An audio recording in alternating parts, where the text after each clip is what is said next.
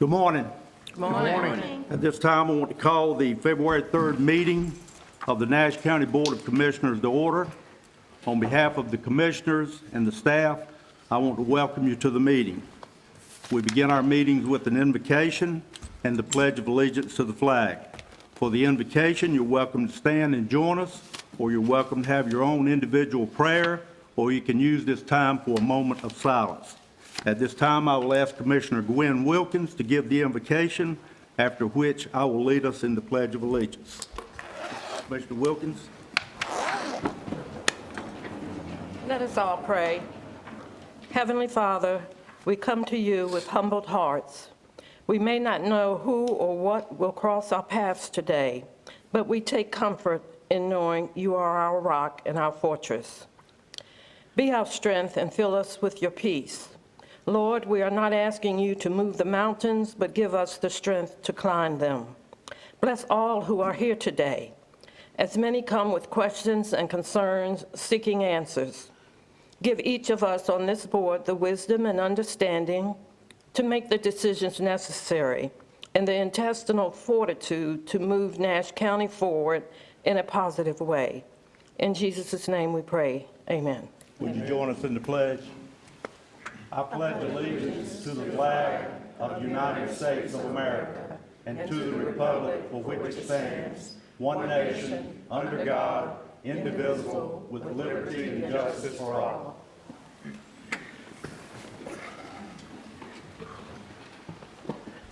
We have one item to add to the agenda this morning, Northern Nash Water System Phase 2 Booster Pump Station Land Acquisition. It will be added as item number 15A. You should have the information at your seat, item number 15A. We will now go to approval of minutes. We have two sets of minutes this morning, and without objection, we will approve both with one motion.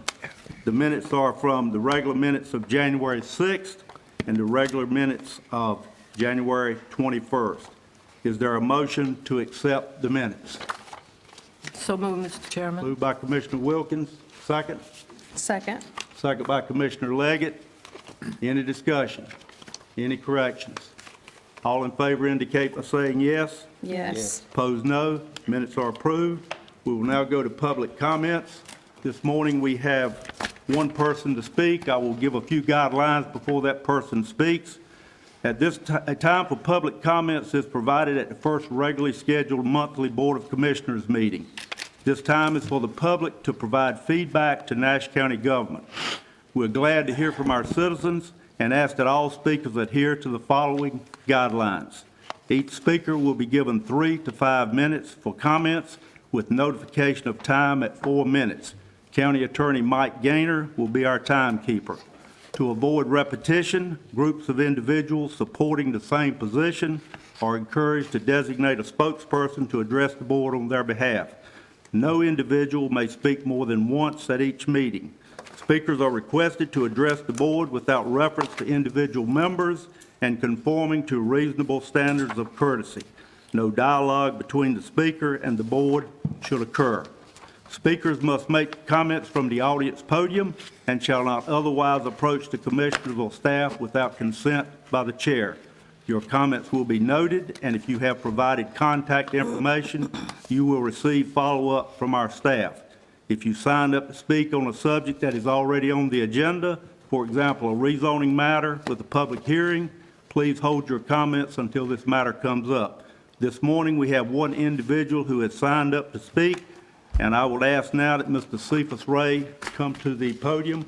And for the record, Mr. Ray, please state your name when you come up. Good morning. Good morning. Cephas Ray. And you know, this virus mess going around, I don't have everything in order, but I do have things here that I need to say, feel like I need to say. And without a beginning point, the present time is a good place to start. And looking around the county, now is the present. Constitutional laws, bylaws, office, and governing bodies were established years ago. They were right for the time, but now they don't serve us very well in many cases. Today is a modern age, and there's need for changes concerning our local government. You know, I've been here several times about the park. Matter of fact, it's been a total of 4 decades now. So some of y'all were not even here at the time when I first came over. But needs at the park, and times changed. The school board will probably approve some of what I'm going to say, but we need an aquatic center over there. Students from Middlesex and Bailey have traveled as early as 5 o'clock in the morning to go to the YMCA in Rocky Mount just to do laps and get ready for the swim meets. If we had an aquatic center over there, we've got schools supporting the area, Southern Nash High School, we've got middle school, elementary schools, and there's other things that would support at aquatic center, which is various areas, participating teams, all have to contribute so much money to help this facility stay afloat. And also, it could be used for the seniors and people with hip problems. It was a designated half-hour time during the day for such things as this. With that said, looking at building another school, the footprint says that building up is cheaper, and you can see 3 acres of land, 4 acres of land, depending on the size of the school. That could be used for parking space, for facilities, for the activities, sports activities, and after-school activities. Moving to another subject, the hot water at the Southern Nash Senior Center is warm at best. During cold weather, the pipes freeze outside because of the type of solar or whatever water system you got. When you hot water up in your kitchen, when employees are washing hands, washing dishes, for sanitation purposes. In the bathrooms, you get maybe 20 cycles with that push button mechanism we have where the water would even get there to wash your hands. The hot water. The cold water is cold. But anyway, move to another spot.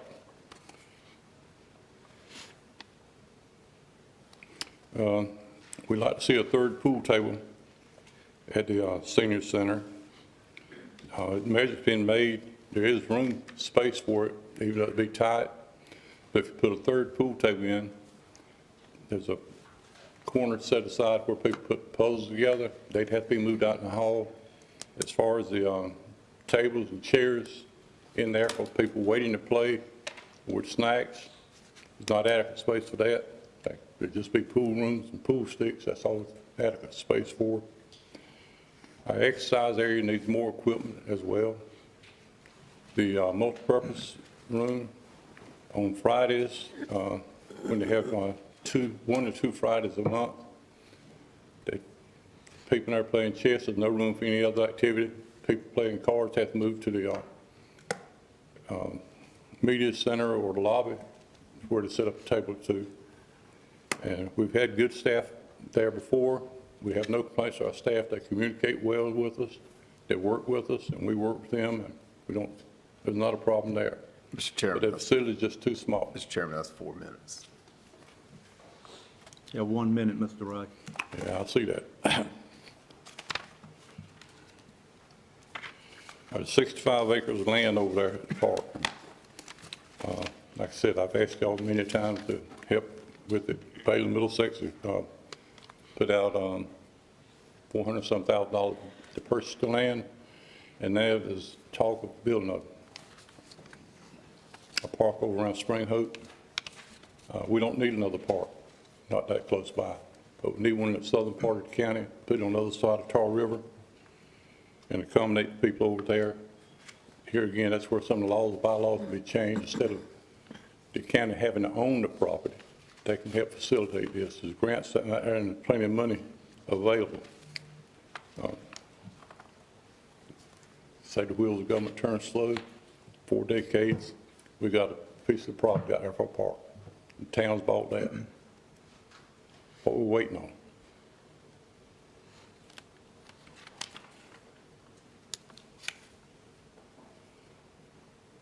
I would tell you in 71, I think 5-man electric band came out with the song Signs.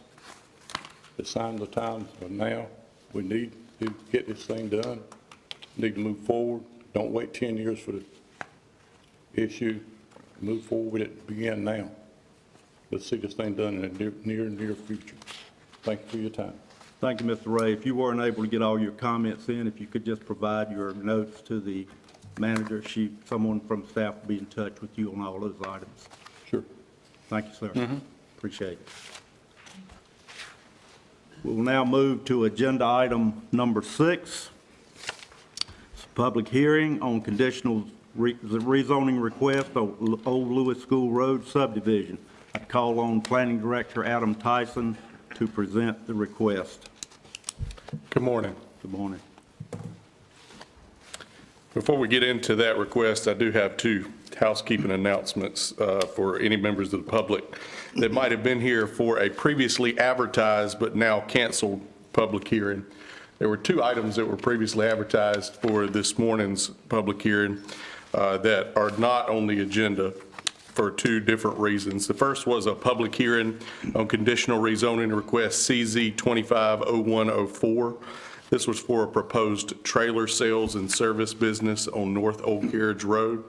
This request was withdrawn by the applicant before this morning's hearing because the subject property was annexed into the municipal limits and therefore the zoning jurisdiction of the town of Red Oak. So any citizens present for that hearing this morning, we will not be holding that hearing, but any zoning inquiries can be directed to the town of Red Oak for that property going forward.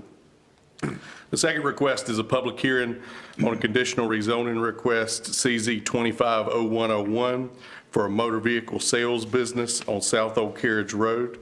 This request was tabled by the Nash County Planning Board at their meeting last Tuesday night for further consideration pending the applicant's submittal of a revised site plan. And so that request could very well move on to this board in the future, but it will need to go back through the planning board before that time, and we will notify the surrounding property owners again when that request is ready to go back through the planning board. That brings us to the first of 2 residential rezonings we have public hearings scheduled for this morning. The first is conditional rezoning request CZ 250102. This seeks to rezone 110.6 undeveloped acres owned by Bonnie B. Glover. This is property located on the south side of Old Lewis School Road, outside of Middlesex. The request is to rezone it from R40 residential to RA30CZ residential conditional zone for the development of the proposed 90-lot Old Lewis School Road residential subdivision that you see on the screen before you this morning. The planning board considered this request last Tuesday, January 28th, and it resulted in a tie vote. There were 6 members of the board present. 3 of those members voted in favor of a motion to recommend approval of the request, and 3 members voted in opposition. The planning board meeting itself was first delayed by the Martin Luther King Jr. holiday and then by the winter weather that immediately followed. So the applicant for this request has had a shorter than typical period of time to process the comments and concerns that the members of the public present at the planning board meeting expressed about the project. Therefore, it's my understanding that this morning the board has received a request from the project developer to delay consideration in order to allow them some additional time to further contemplate those comments and concerns that the public discussed. And so at this time, Mr. Chairman, I'll pause my report to see if the board wishes to act on the developer's request to postpone the public hearing on this matter. Okay, it sounds like the developer wishes to postpone for further time to consider the request. Would it be appropriate to bypass the public hearing and ask for consideration of the request from the commissioner in that district, Commissioner Howell? Yes, sir. The statute provides that a public hearing can be postponed. Okay, then I would call on Commissioner Howell if you'd like to make a motion in consideration of that request. Thank you, sir. In deference to both the developer's request and the public's concerns, I move that the board postpone the public hearing and the consideration of the conditional rezoning request for CZ 250102 for the proposed Old Lewis School Road subdivision, specifically to our next regular scheduled meeting to be held on March the 10th at 9 a.m. in the same location. Second that motion. Who seconded the Second. motion? Second. Chairman Davis, Commissioner Davis. Motion by Commissioner Howell, second by Commissioner Davis. Any discussion on that motion? Mr. Chairman, when Commissioner did we, Wilkins? excuse me, I wanted to know, when did we find out the developer wanted to postpone it? Was there time enough to notify the public? Because I don't know, I wondered if any were here and had taken off work to come.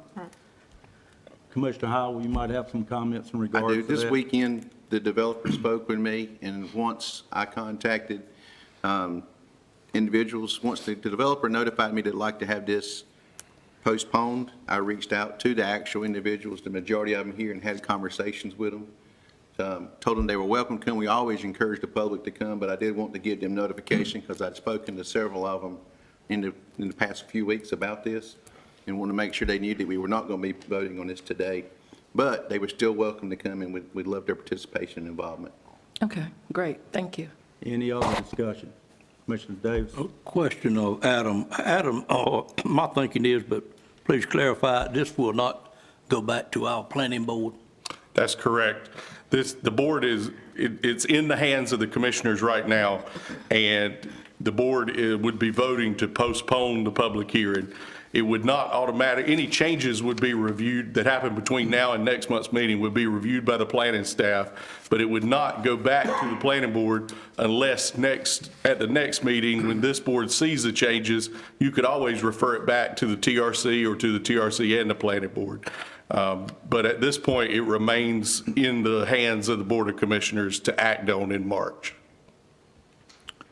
Could you expound on that just a little bit more and give us an idea of what you think would be that trigger that would make it need to go back to the planning board? For instance, if we were to decide to stick with the 40 or other instances that we could do. Sure. Give us some guidance on that, if you don't mind. Thank you, Mr. So one thing you just mentioned is that the developer could by right subdivide the property at a 40,000 square foot density per lot without having a rezoning. So if the applicant chose to take that route, he could ultimately withdraw this request, and he would not need to bring a rezoning through the planning board or the Board of Commissioners. Let's assume, for the sake of argument, that the developer continues to desire the rezoning, but makes some changes between now and the next meeting in order to perhaps accommodate some of the concerns or comments that the public made at the planning board meeting. Number one, we would expect those requests to probably lessen the intensity of what he is asking for. So perhaps fewer lots, something that would be less intensive than what he's proposing, because certainly that's what the public comments were geared toward. We do advise, and our local ordinance and the state law notes that projects can evolve during the public notice process.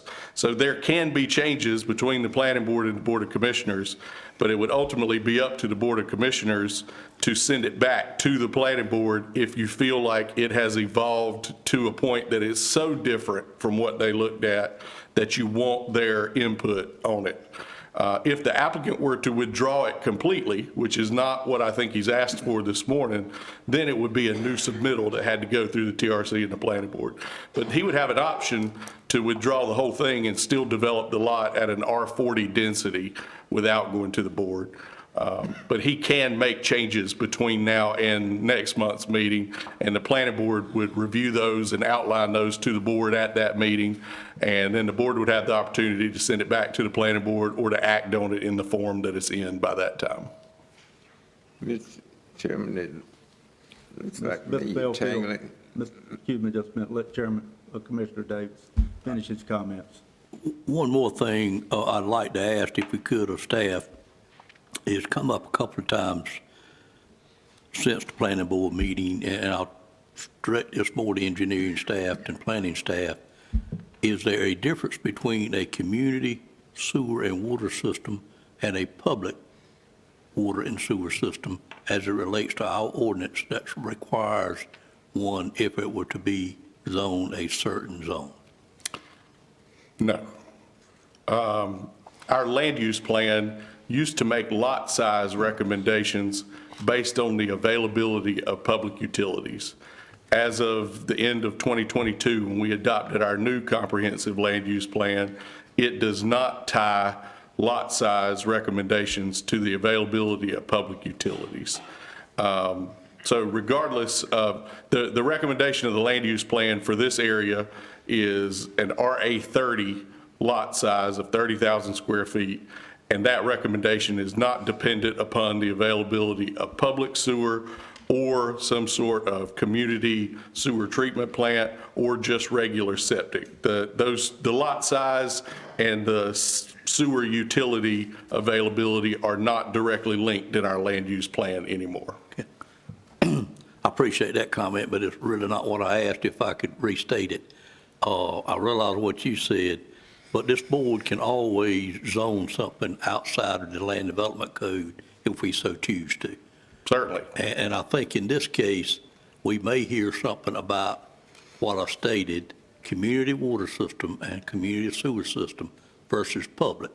And I'd just like for the engineer and the staff to investigate that to see if there are different standards for the two of them. Sure. And I can explain it more later. Okay. Any other comments, Commissioner Davis? Commissioner Belfield? Yes, you said so many things there.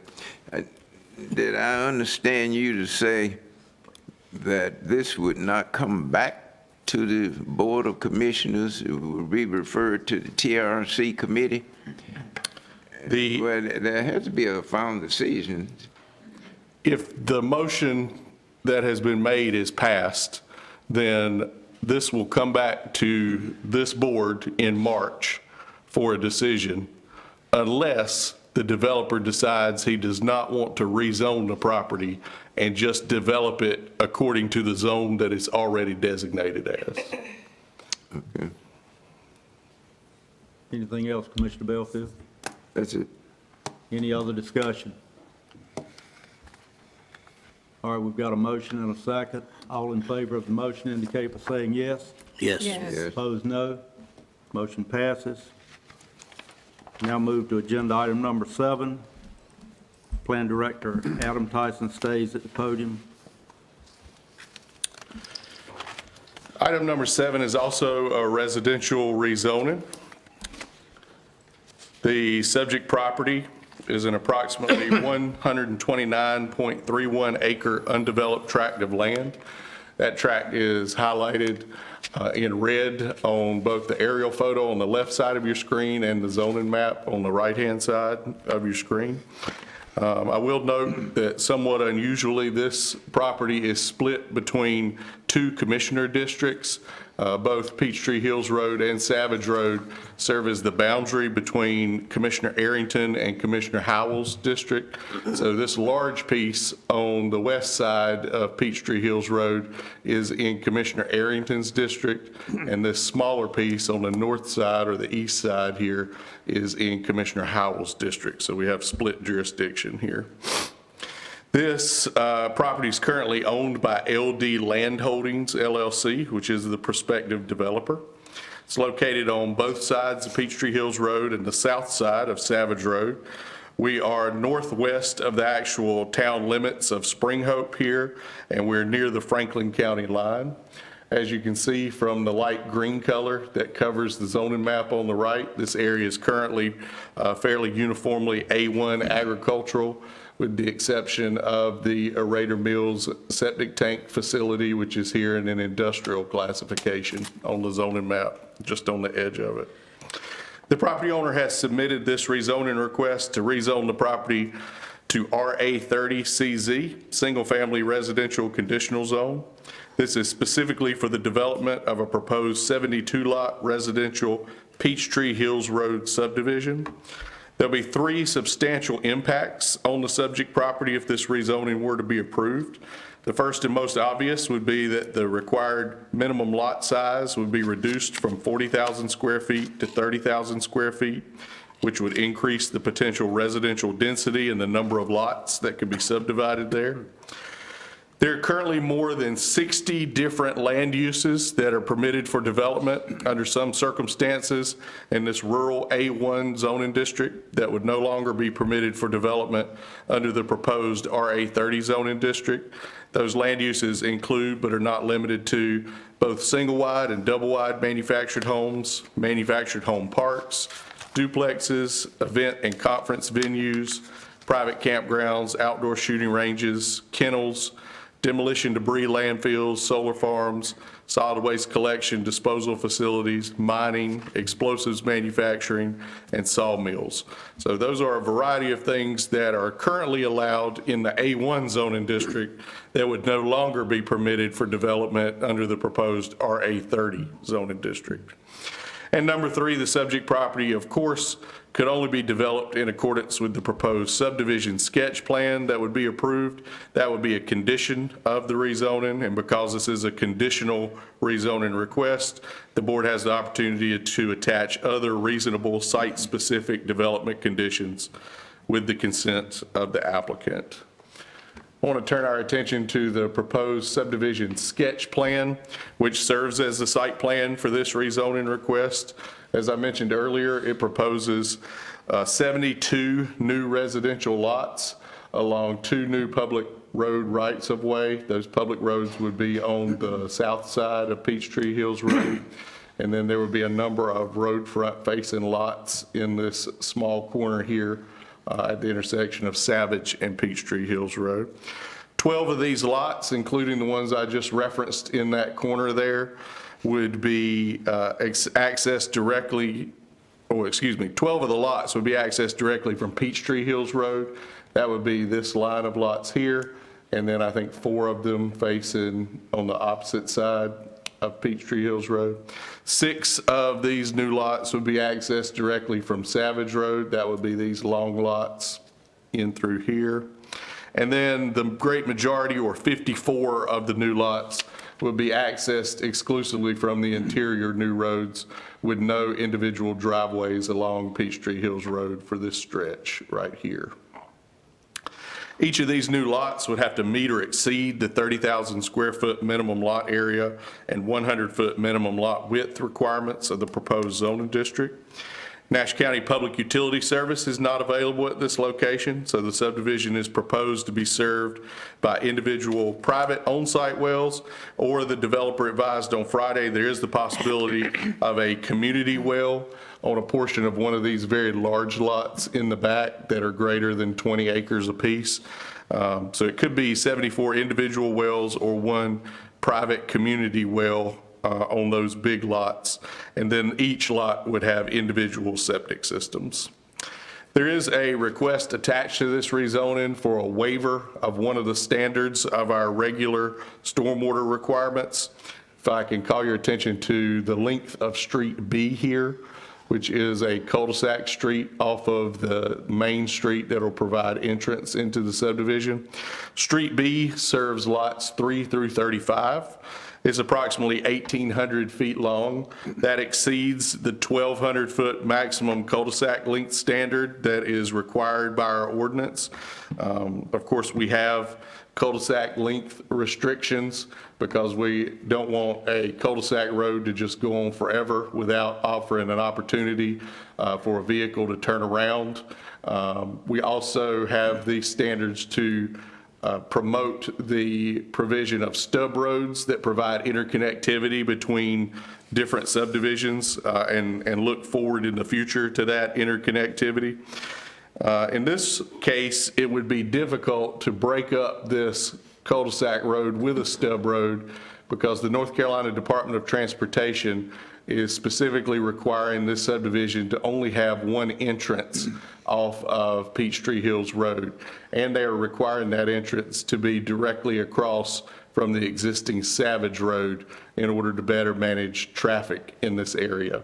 So there is no opportunity to provide a stub road off of this side of the subdivision because a stub road would require a driveway permit from the NCDOT.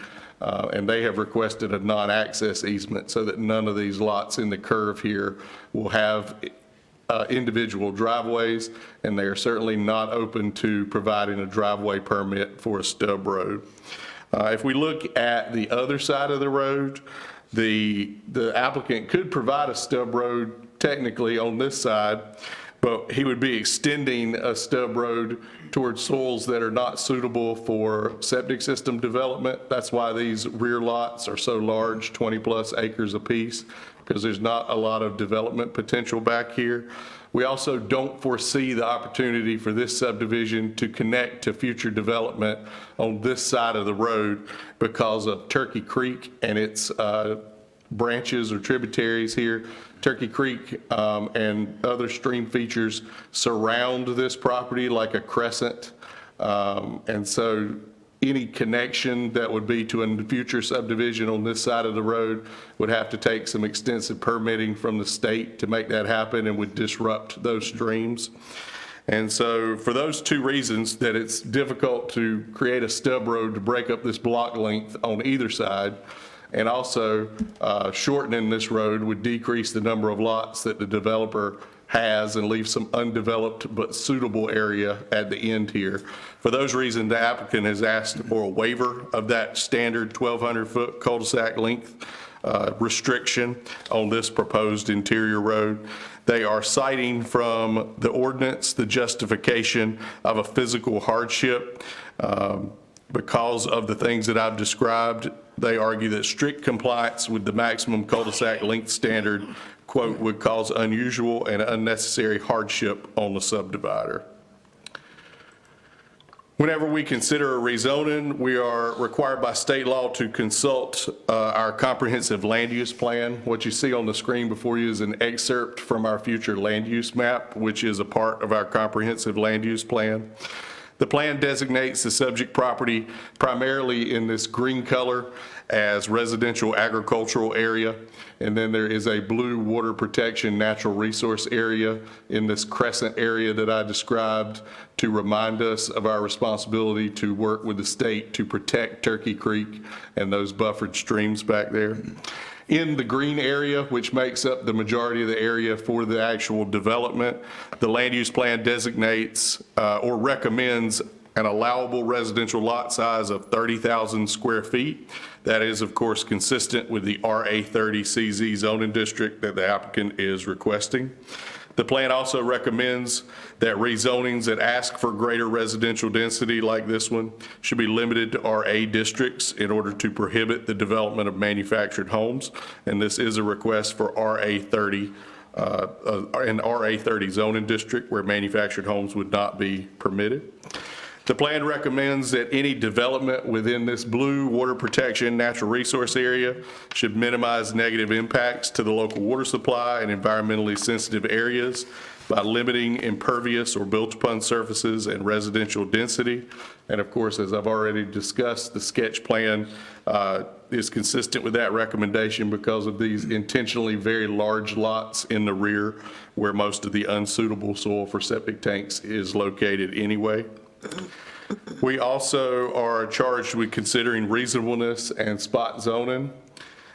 If we return to the zoning map here, this request may be considered reasonable and in the public interest because the subject property already is and will continue to be zoned for residential use, just like the adjacent and surrounding properties.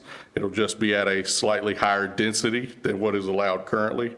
Number two, approval of the request will excuse me, I've already mentioned that one. The density, it will increase the density, but it's much more restrictive in terms of eliminating those 60-plus land uses that are currently allowed in the A1 zoning district. The Technical Review Committee considered this request in the sketch plan back on January 2nd and recommended approval, subject to a list of development conditions that are included lower down in your report.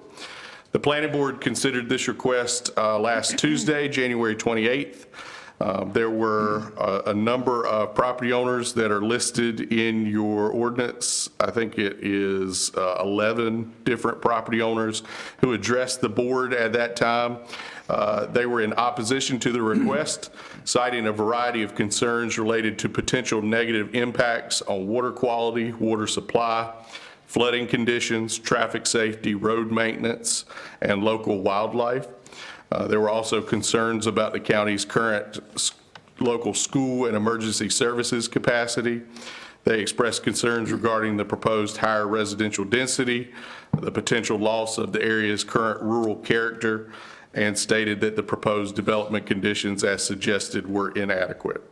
At that same meeting, Kevin Vardnell with Stocks Engineering, the project designer, addressed the board on behalf of the applicant and in support of the request. In this case, there was a split vote of 5-1, with a majority of the planning board recommending approval of the request, again, subject to the development conditions that are suggested in your packet.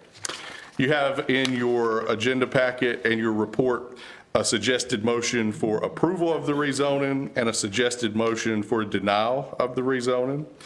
If you will look with me on, I believe, page 19 of the board's agenda packet, I would like to review the development conditions because they have slightly changed since the planning board, and I want to make sure everybody is clear on those changes. Number one, under the development conditions, if this rezoning is approved and these conditions are attached, then the development would have to follow the approved sketch plan. Number two, the only things that can be developed here would be those land uses permitted in the RA 30 single-family residential zoning district. Number three assumes that the waiver of the cul-de-sac length would be granted along with the rezoning. If the board wishes to approve the rezoning without that cul-de-sac waiver, we could certainly do that by modifying condition number 3 prior to adoption. Condition number 4 has changed, as I have highlighted on the screen. As negotiated at the planning board meeting, the developer promised to provide a screening buffer consisting of a combination of a berm and planted vegetation on the back portions of proposed lots 4 through 18, immediately adjacent to Peachtree Hills Road. The developer agreed that berm and plantings would have to reach a minimum height of 6 feet within 3 years of planting. If I can backtrack just a little bit to the site plan, that berm would be along Peachtree Hills Road here in the curve along the backs of these lots between the backyards of these homes and the public road right-of-way of Peachtree Hills Road.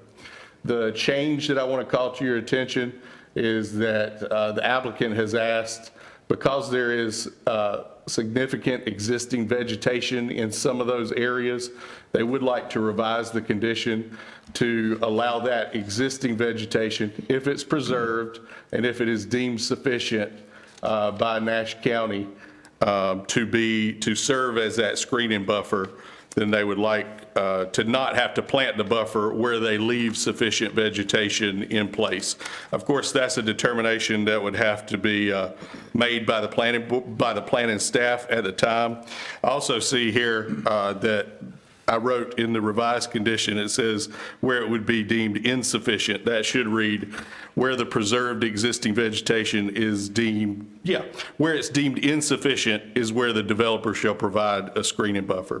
So the only thing different from the planning board is the ability for the applicant to leave enough existing vegetation that they may not have to plant the buffer and build the berm in areas where we agree that there's already sufficient forest to block the view of those backyards. The other change would be number 5, per the NCDOT, lot 66. That's the lot that's on the corner of Peachtree Hills Road and Savage Road. They would only be permitted to have a driveway on Peachtree Hills Road, and that driveway needs to be located as far to the east side of the lot as possible to keep it away from the intersection and to avoid traffic issues that might arise if it were closer to the intersection. Condition number 6 lists out the additional state and county permits and requirements that would be required of the developer prior to construction. We have added, based on the letter C here, based on the applicant's announcement on Friday that they may pursue a community well system for this property. So we point out there would be an NCDEQ approval for that well system. Number 7, any significant or substantial modifications after an approval, if it is issued today, may have to come back before the TRC, the Planning Board, and the Board of Commissioners at the discretion of the zoning administrator, depending upon the severity or the significance of the changes that are made. And condition number 8, the developer will, of course, have to sign the attached development conditions in order for this approval, if it is approved, to remain valid, and it remains invalid until the petitioner does sign that consent form that the planning department provides for them following the public hearing. With that, I will pause and take any questions on this rezoning request from the board before we move on to the public hearing. Any questions for staff? Mr. Chairman, I've got a question. Commissioner Leggett? Mr. Tyson, I had a question about the cul-de-sac length. You had said that the longer cul-de-sac length was recommended by DOT because they didn't want a second entrance. Is emergency evaluations given during the TRC process, is that a consideration as well? Well, I think I would make one correction to your statement. It's not that the NCDOT is recommending the longer cul-de-sac. They simply won't allow a stub road on that side. The TRC does recommend the approval of the cul-de-sac waiver, and the fire marshal's office is a part of the TRC and was present at the meeting that reviewed the request and voted for approval. Thank you. Other questions for staff? Mr. Chairman. Commissioner Davis? Adam, and I apologize, I can't talk too well this morning, but the big concern, and I may should wait after the public hearing, I'm not sure, but we look here and we got 25% of the lots on existing roads. And our land development code, we shied away from continuing to do that. Do we have a set number that we can do, or is it just arbitrary? Or what is the ordinance as it relates to fronting on existing roads? So right now, we do have a recommendation in our land use plan that recommends the limitation of lots that have direct driveways along state roads like Peachtree Hills Road and Savage Road. However, we don't have a specific limit established in the ordinance. So in this case, it would be at the discretion of the Board of Commissioners.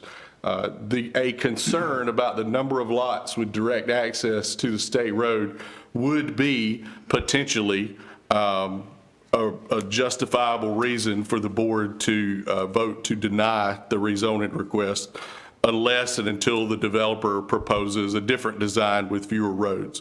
So we don't have a strict limit in the ordinance, but it is identified as an area of concern in our land use plan, and it is certainly something that the board can take into account or base their decision on, and something you can discuss with the applicant when they come forward through the public hearing. But when you look at this, and I want to be careful how I say this because I'll see our DOT representative is in the audits, and Lord knows we think the world of her. She works with us very well, and glad to see her here this morning. But you're allowing, or you're proposing like 11 or 12 lots to front Peachtree, but you won't or they didn't suggest one more stub street, which would eliminate having a street 50% longer than what our limitation is, which is a grave concern of mine. So it just doesn't add up to me, but Mr. Chairman, we can go ahead through the public hearing and see how it shakes out, I guess. Any other questions for staff? Hearing none, is there a motion to open the public hearing? So moved. Moved by Commissioner Wilkins, second. Second by Commissioner Belfield. All in favor indicate by saying yes. Yes. Opposed, no. We're now in public hearing. Anyone wishing to speak, please come to the podium. State your name only for the record. My name is Clarice Bissett. I live at 308 McLean Street in Spring Hope. If I stand in my front yard and look to my left, I'm looking at the Spring Hope Town Park. If I look to my right, I'm looking at the Nash County ballpark for the Spring Hope Elementary School. Today, if I look at the park, I can see through the woods to a subdivision called Walnut Cove. This was approved in 2021 for 47 homes.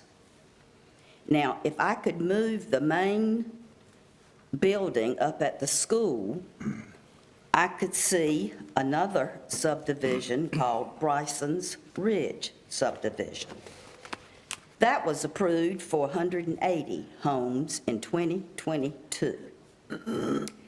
Now, from my driveway to the subdivision we are now referring to, it is 2.4 miles. And that is 72 more homes. Last year, y'all approved a subdivision that is southeast toward Bunn, and that is on Stallings Road. You approved it for 56 lots. And they are building streets and homes right now as we speak. Also last year, you approved a subdivision on 97 Highway that's approximately 8 miles outside of our town. This was approved for 60 homes. I know that there's been property sold for new homes in Spring Hope that has nothing to do with subdivisions. And our town is growing, and we are happy about that. But I think if 47, 180, 56, and 60, all in the last couple of years, I think with this 72, it's over 400 homes for Spring Hope. I understand Middlesex has got about 400 homes going on. And oh my goodness, Bailey, I just think that's probably the most ridiculous figure we could be talking about. But anyway, I've gotten off the subject. Let me get back to McLean Street. I've lived there approximately 50 years. I would say that it's the second busiest street in Spring Hope. The reason for that is because we do have the town park, we do have the elementary school, and it is a cut-through to our one and only grocery store. People speed on that street. The town has put up 2 of those buffers, whatever you call it, but that really did not solve the problem. Now, since we have those 2 subdivisions, we have people walking their dogs, we have people walking for exercise, we have children walking to the park, and we have children riding their bikes in the middle of McLean Street. The biggest problem with all of this is McLean Street does not have sidewalks. These people are literally walking in the street. Not only do the people come into the park have to park literally on the street, most of the time, the back end of their cars is in the street, in McLean Street. It's also the street where parents drop off and pick up their kids to the Spring Oak Elementary School. Today, at 1 o'clock, they will start parking on our road, and it will go all the way down, and school lets out at 3. So they're there for 2 hours where literally the traffic can only go in one direction. Adding 72 homes, 2.4 miles from this street, which is really, I don't know how, well, it's not up there, is almost parallel with McLean Street. Those people coming from Peachtree, McLean is the first street that you will take to go to the park, to go to the school, or go to the grocery store. I'm not sure who, let me see, I wrote it down earlier. TRC committee, I'm not real sure who they are or what they are, but I don't feel like someone has really done the traffic study for Spring Hope, and especially this side of our town.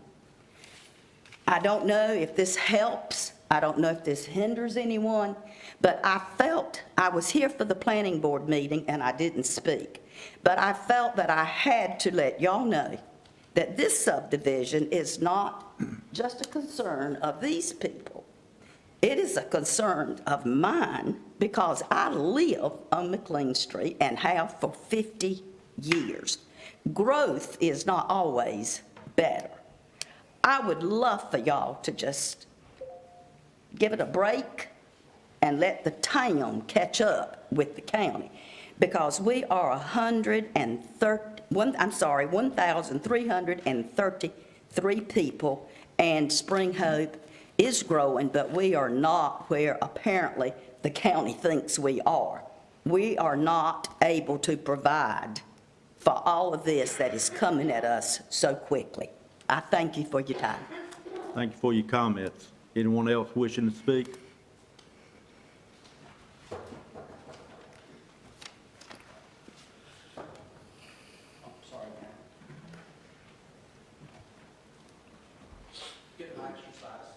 There you go.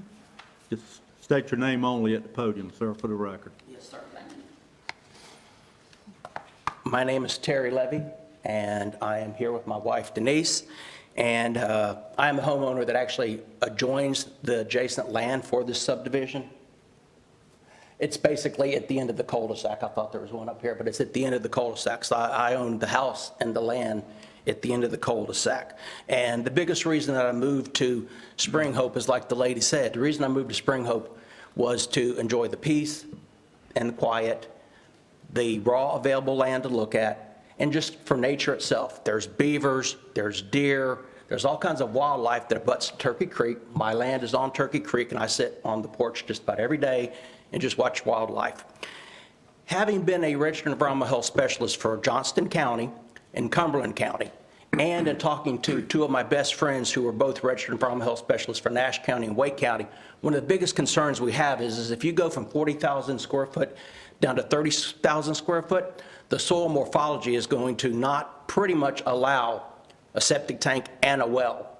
It will take at least 3 100-foot drain lines plus 3 100-foot drain lines for repair, and we just don't feel that 30,000 square foot lots would do that. Not only does the well and septic tank have issues, having done soil evaluations, having done those well inspections, my well only gets 2 gallons a minute.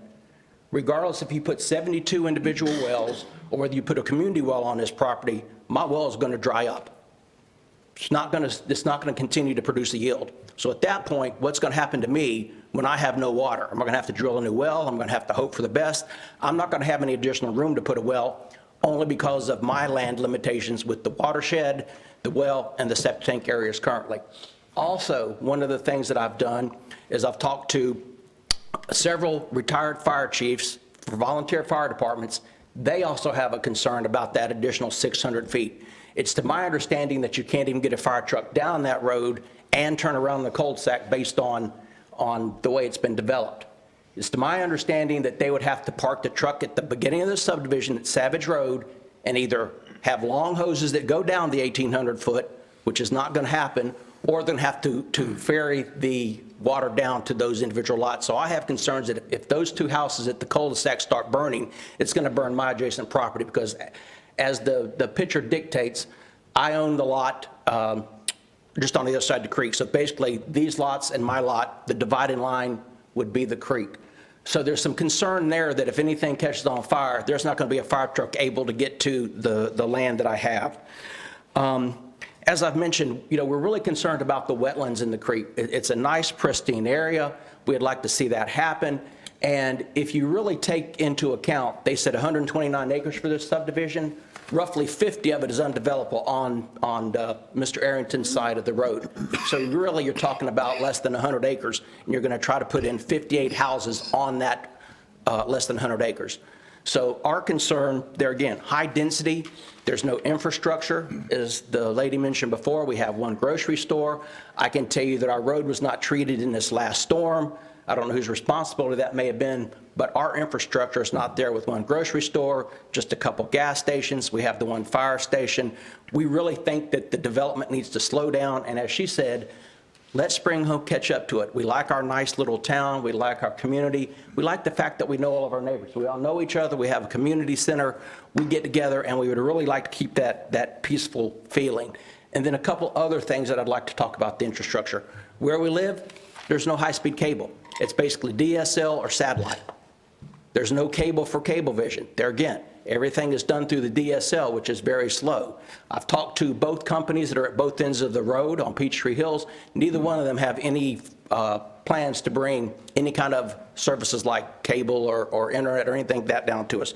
So once again, we just think that a high-density area is just not going to lend to what we feel that the area should be, and we feel that, like she said, the infrastructure has just not got there yet. So we would actually ask that you just reconsider and go back to the larger lots, or that you even put the brakes on it and let us catch up to you instead of you catching up to us. With that, thank you. Really appreciate your time. Thank you for your comments. Anyone else wishing to speak? State your name only for the record, sir. My name is Dale Brantley. I live at 3717 Peachtree Hills Road. Just a little back history. My wife grew up on Chantilly Lane. We started dating when she was 16. I'll tell you the I was 17. So anyway, my point there is I've been a part of that community all of my adult life. We moved away, got married, moved away. We came back 10 years ago. Took me 7 years to buy a piece of land there because the community has just been and developed. It's a fact. Mainly 1 or 2 families have controlled the development, and it's a nice place to live. Nice enough that I spent 7 years trying to get there. Fast forward, I think I can follow up a little bit on the previous speaker's comments, about the site plan is clearly designed for maximum density. I mean, it's kind of hard to deny that. And it sounds like the county doesn't have a whole lot of experience with 30,000 square foot lots with wells and septic tanks on them. I think maybe something was changed a couple of years ago, but I don't know how many subdivisions there are with 30,000 square foot lots and wells and septic tanks on them in Nash County, but I don't believe there's very many. With that said, the bottom line is, in a situation like this, your wastewater and your drinking water are kind of going and coming from the same piece of ground, so you got to get it right. Now, all of us want it right. And not just the people living there, but the people that are going to be living there, the community as it stands and the community that's coming. Now I want to show you some visuals. This is what it looks like.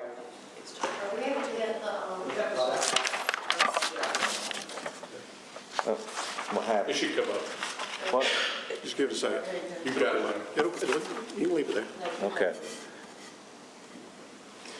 That's what it looks like with the setbacks. So I just colored the setbacks in. And as you can see, that space gets quite a bit smaller. The setbacks will dictate where the home can be. And again, home, well, septic tank, all on the same lot.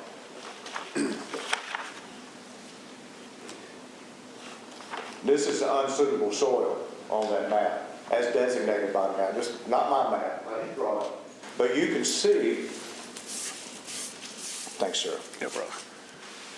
But you can see that there are some obstacles that the developer's going to have to work around with the amount of unsuitable soil on those lots, and then you've got setbacks, building setbacks, unsuitable soil obstacles, competing goals, lot versus lot.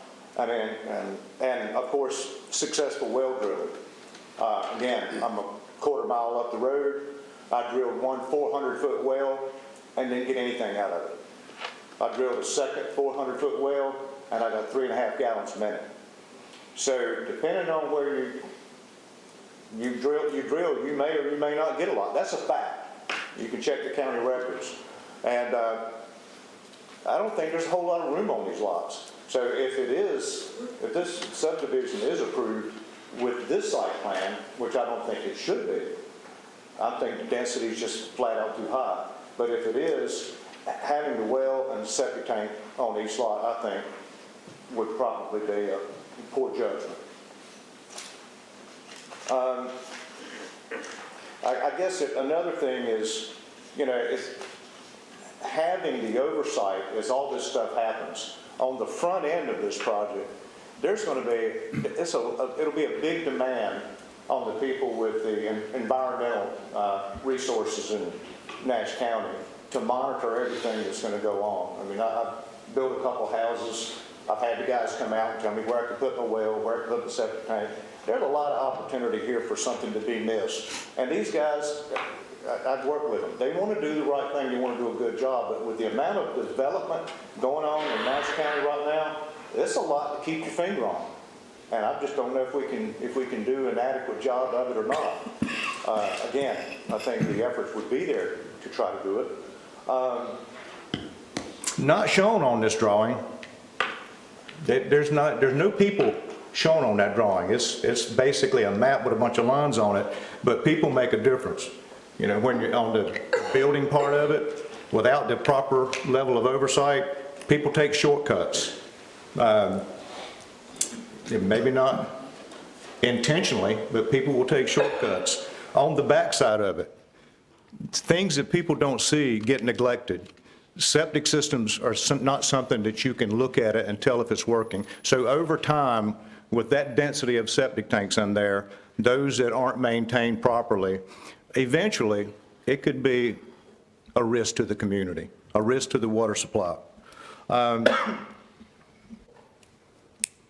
As far as the cul-de-sac, yeah, we've talked about that already too. And so I would definitely recommend that that part of it not be approved.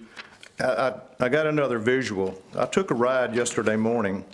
This is about 10 o'clock in the morning to two subdivisions that are in the Spring Hope, new subdivisions. I'm assuming what's coming to Peachtree Hills Road will be similar to what I saw yesterday. Now, this is picture number one. What people do, I don't think we can go on the assumption that they're going to be 2 cars per household. In some cases, there will be 4 or 5 cars per household. And the garages are full of stuff. So what they're doing is they're parking in a little driveway and they're parking in the street. It's going to happen. That's what people do. And this wasn't Super Bowl Sunday, it wasn't Friday night block party. This was Sunday morning at 10 o'clock. Here's another one. If you look between 2 of those cars, I was able to get through with a pickup truck. There's no way a rescue vehicle is going to make it through, or certainly not a fire truck. It's what people do. And I think if we're going to err on any one side or the other, I think we should err on the side of safety and not have a waiver on the cul-de-sac length. Lastly, as far as the conditional zoning, it's my understanding this is an opportunity for negotiation between people living in the community and the developer that wants to develop this property. Of course, the Board of Commissioners is responsible to a big group of people, the existing residents to the new residents, and at the same time trying to accommodate what the developer wants to do. Again, I think the biggest debt is to the tax-paying people that have, well, I've lived here my whole life. Started working at 15 years old, and I don't know when I started paying taxes, but I've been paying them a long time. And so there is a substantial, I think, obligation to at least consider the interests of the people that have lived here.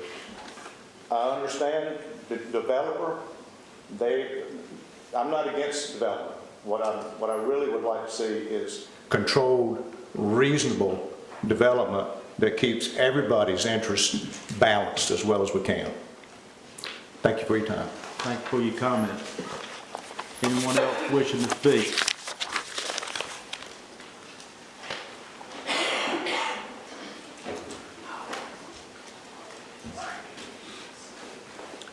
May I hand out some of these Judd Hyde? Give it to the clerk, please. All right. Please state your name for the record. My name is Judd Hyde. My wife and I are lifelong Nash County residents. We live on 3143 Peachtree Hills Road. At the planning board meeting, the applicant's engineer stated that not rezoning the property to R30 would result in reducing the development from 72 homes to 68 homes, and they would lose 4 lots. The applicant has applied for, as you know, an exemption for the 1,800-foot-long cul-de-sac due to financial hardship. And isn't it someone's risk in investment to lose a financial hardship due to that investment? In the event the commissioners deny the request and the developer agrees to install a stub road to satisfy the 1,800 feet cul-de-sac length, the subdivision would lose 1 to 2 lots. I assume these changes would be made regardless of zoning. If it stayed A1, the commissioners would still request the stub roads to reduce the 1,800-foot cul-de-sac length. The constituency of Nash County is asking for the rezoning request to be denied and A1 remain the designation for the property, which would result in a loss of only 2 to 3 homes for the developer. The previous election involved a highly contested district, with the main issue being the public's opposition to high-density housing, resulting in the incumbent being unseated. By introducing high-density housing to a low-density area, the proposed zoning change will disrupt the harmony of the community. Peachtree Hills Road is a 3.3 miles long, consisting of 36 home addresses, with average of 6.18 acres per landowner. Of those 36 home sites, 13 own multiple adjoining parcels. These purchases reflect the desire of the homeowners on Peachtree Hills Road to remain low-density housing. 3/4 acre lots are an 87.88% reduction in the average home site on Peachtree Hills Road. The proposed homes are not in harmony with the community. In the United States, we live under the greatest form of government ever known to man. We don't serve a king or a queen. We have the opportunity and the privilege to freely serve the one true King, our Lord and Savior Jesus Christ. We also have the privilege to freely elect our government officials. Our constitutional republic grants us the opportunity to be governed by the consent of the people. We elect fellow citizens who best represent our beliefs and have our best interests at heart. The citizens of Nash County have repeatedly spoken out against high-density housing. I appreciate the commissioners' commitment to their county and their heart of service. I'm sure you all speak to multiple citizens each and every day about the business of the county. I ask, has any one of you had an interaction with a constituent who has had an approval of high-density housing? And if so, what is the percentage of your district residents who disapprove of high-density housing? All we're asking for is denial of the R30 request, which will result in non-Nash County developer losing 2 to 3 lots. Financially, this will be a drop in the bucket for the non-Nash County developer and the non-Nash County general contractors and the non-Nash County subcontractors.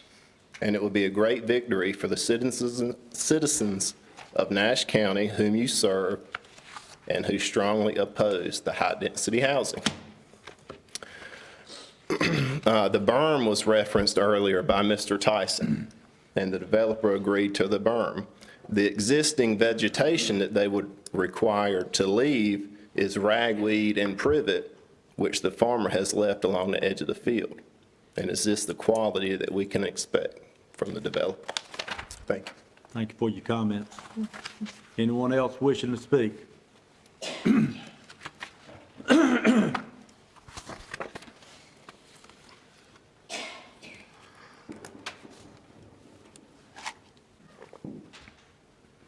State your name for the record, sir. I'm Todd Bissett. Mr. Arrington, we are all in your district, and we Sir, need, please direct your comments to the full board, not to any individual full member. board, we all need Thank you. your help on this one. But Mr. Arrington is in my district. I understand. Can we get this right here, sir? What I would like to say, this is not my first meeting I come and spoke to you guys about these housing developments. Just last year on Holly Road, just out of Spring Hope, a few miles, we had a developer, and the commissioners tried to get the developer and one of the adjacent landowners to square their lots up. Tried to get Mr. Bissett to trade some land so all the lots would be square, a rectangle. Couldn't get it done, so you guys said, don't worry about it, we're passing it. It never got done. But the thing is, we were trying to get rectangle lots, okay? If you'll look closely to what the guys here, Mr. Stocks, has drawn up, you'll look at this lot right here. I can't tell you what the number is. There's not a square edge on that nowhere. That's not rectangle, that ain't square, that's a triangle, okay? Look at all these lots, lots on the end. Starts off narrow and then opens up wide. Look at this lot. It comes down here real narrow and opens up. You follow, look at this lot here. Look at that. Real narrow and then long, opens up. All of them. You got lots right here that are long, shaped, that turns as a 90-degree. Do we ever see this in Nash County, in the housing developments that you guys are passing? Look at the one right beside of it. All this is, these people got this property. They basically, in my opinion, stole it.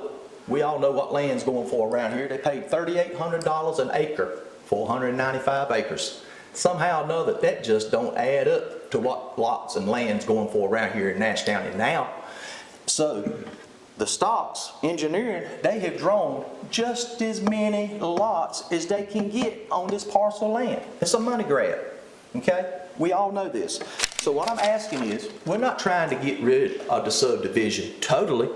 If you look again, excuse me, the same people that own this property on this side. And the first thing they did was sold 10-acre lots right off of Peachtree Hills Road. And they had a covenants that said basically the same thing your R30 reads, but they had it written in a covenant. 10-acre lot, but you got to have a 1,300 square foot home. Can't be a modular home or double wide. It's certain things you have to have. All we are asking is, on this side where they want 72 lots, why can't we keep it A1 with a covenant and put 10-acre lots out here? We were looking bigger lots. If any of you commissioners have been down Peachtree Hills Road, this looks nothing like our area. The harmony of our community, as Mr. Hyde said, averages 6-acre lots. I own 2 lots. Square rectangle lots, not triangle lots. Okay? So all I'm asking for is let's think about this thing. We've all stated issues. We know the water's an issue. My water's an issue. Okay? I just want to take our time, think about what we're trying to do, and save the harmony of our community where it all looks the same, instead of right here on this little 50-acre or 60-acre hill, you're going to try to stick in 72 houses just for one thing. That right there. Thank you very much. Thank you for your comments. Yes, sir. Yes, ma'am. Anyone else wishing to speak?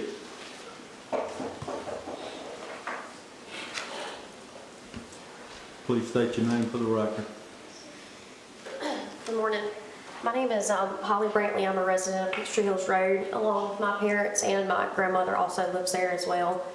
I think the question that was posed to the planning board, as well as this, board of commissioners, is more density appropriate here?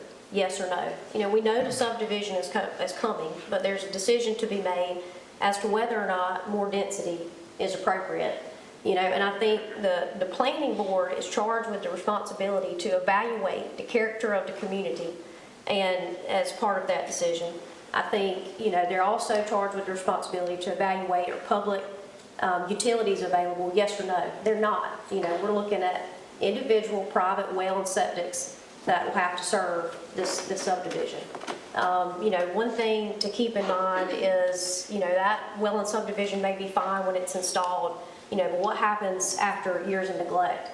When you've got, when the goal is to try to fit as many houses as we can, the likelihood is that the quality of that housing is probably going to be less. So the folks that are moving in are going to be responsible for maintaining their home, their well, and their septic tank. What do you think is going to happen in the year when that well, you've got a well pump issue, their air conditioning goes out, and they got a septic tank to repair? What do you think's going to get repaired? Their air conditioning. And there's a possibility that septics and wells could be neglected in this area that's going to affect the community around it. Additionally, this was stressed in the case that was heard before ours, that was tabled for this meeting, is the water protection area that impacts this site. Your planning board is charged, and the TRC, with taking into consideration impacts of that water protection area.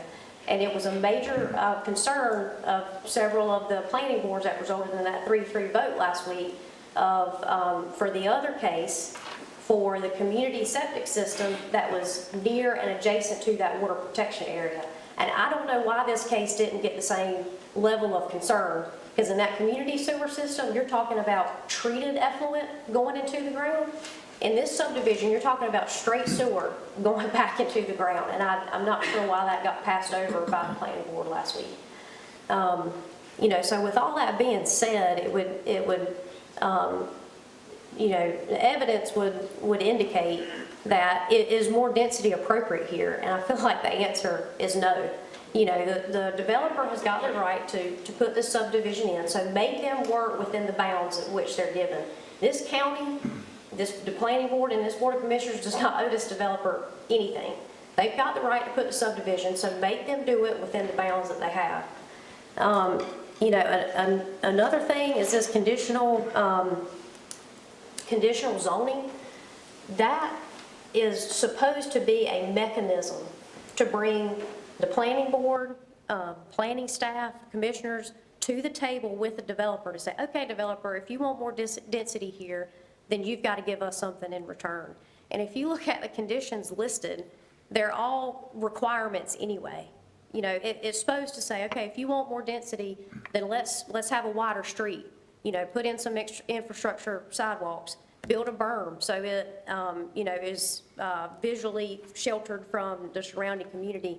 And this developer has not offered up anything other than a berm, which within 3 years has got to be a height of 6 foot. That's really just like a slap in the face. If they're not willing to at least invest, in things to make this subdivision fit into the character of the community around it, I really think it's a slap in the face to the citizens and, to this board that they're not willing to come to the table and negotiate. I would argue, again, that mechanism for this conditional rezoning is supposed to be for negotiation. And I would say it's been used as a way to fast track these rezoning cases through the process. It's not been used to negotiate between the developers in this county. I think there was some discussion at the meeting the other night that there had been other cases that had been rezoned this way, and I would argue that due consideration was not given in our circumstance in regards to the water protection area, the community well and septic. I would say that, if that's how we're making decisions just because it's the way it's always been done, then we need to, kind of slow down and see how we're thinking about things. I think I had some other points, but other folks covered those. So any questions regarding that? Thank you for your comments. Thank you. Anyone else wishing to speak?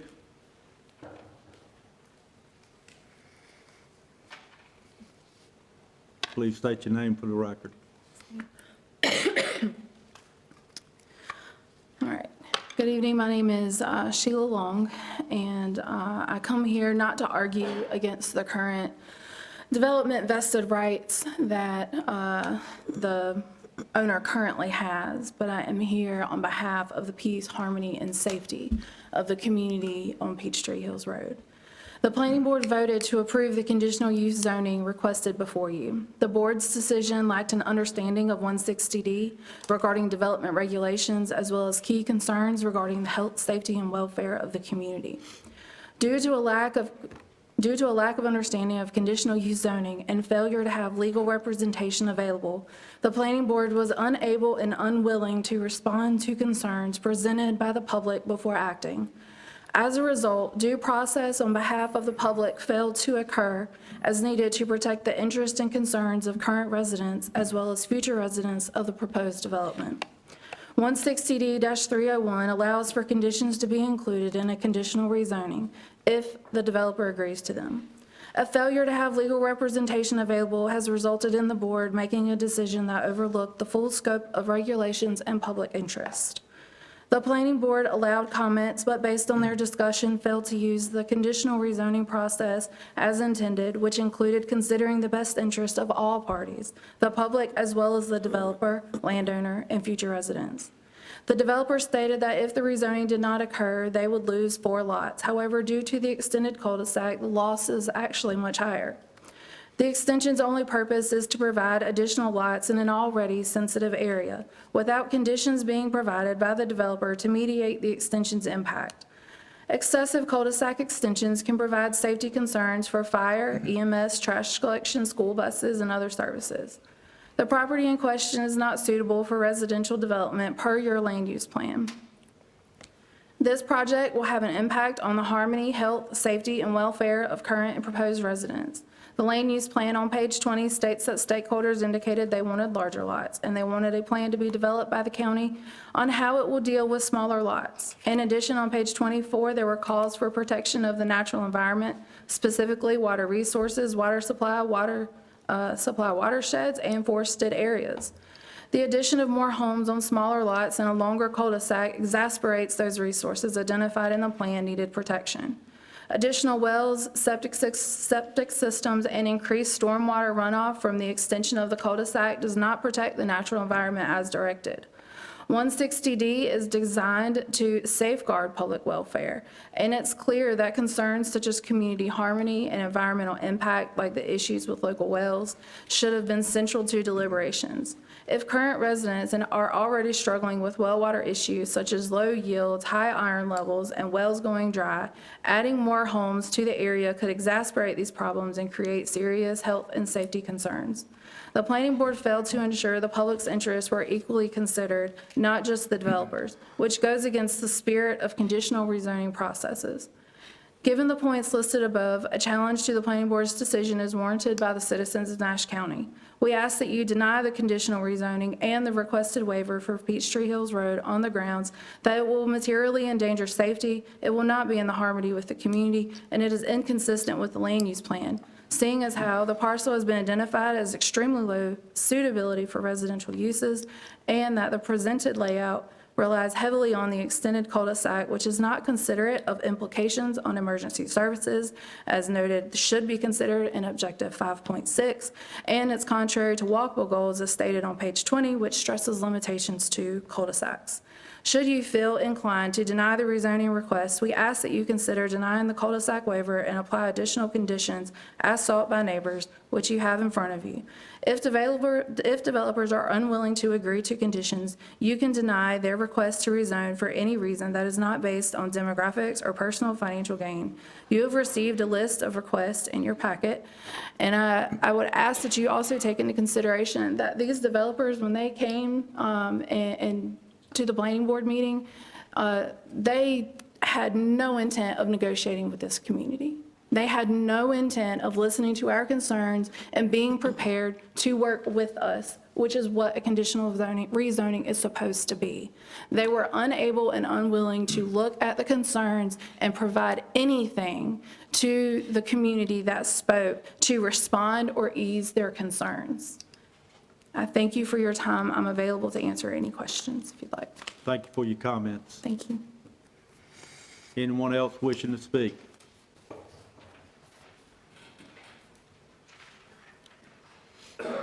State your name for the record, sir. Mr. Chairman, Commissioners, Kevin Varnell with Stocks Engineering representing the developer for the project. I'll go in real quick on the regards to the cul-de-sac length. It's not a financial hardship, but it's actually a physical hardship. And currently, the UDO states that the maximum distance from an intersection through road to the end of a cul-de-sac should be 1,200 feet. In our case, it's 1,800, except where, upon the recommendation of the planning board and the approval of the Board of Commissioners, existing conditions warrant a modification of this requirement. And the language of the UDO explicitly anticipates situations where such a waiver would be appropriate given the specific conditions of a particular property, as well as the fact that both the TRC and the planning board have approved this waiver request. And again, in this location, it's where we have environmental features to our immediate west, and then DOT has requested us not to install the stub road that we had originally shown going back out to Peachtree Hills Road. As far as Mr. Davis, you had asked about the road front lots. Stocks Engineering has prided itself and historically not pushed road front lots before this board unless they're deemed absolutely necessary. And in this case, if you look at the road front lots that we're proposing, they are all shown in weird pieces that are left to the residual property, or where we don't have good soils that makes installing a road or developing a road sense in our case. So that's why the road front lots are shown. Historically, we have not brought a lot of road front lots before this board. As far as fire department access, all of the roads that are shown are 20 feet wide, which meets not only NCDOT's criteria, but also the North Carolina Fire Code Appendix D, which requires a 20-foot access for fire vehicles. This is the same road width that we have throughout the county, and to my knowledge, we have not had issues servicing or providing EMS or fire to these locations.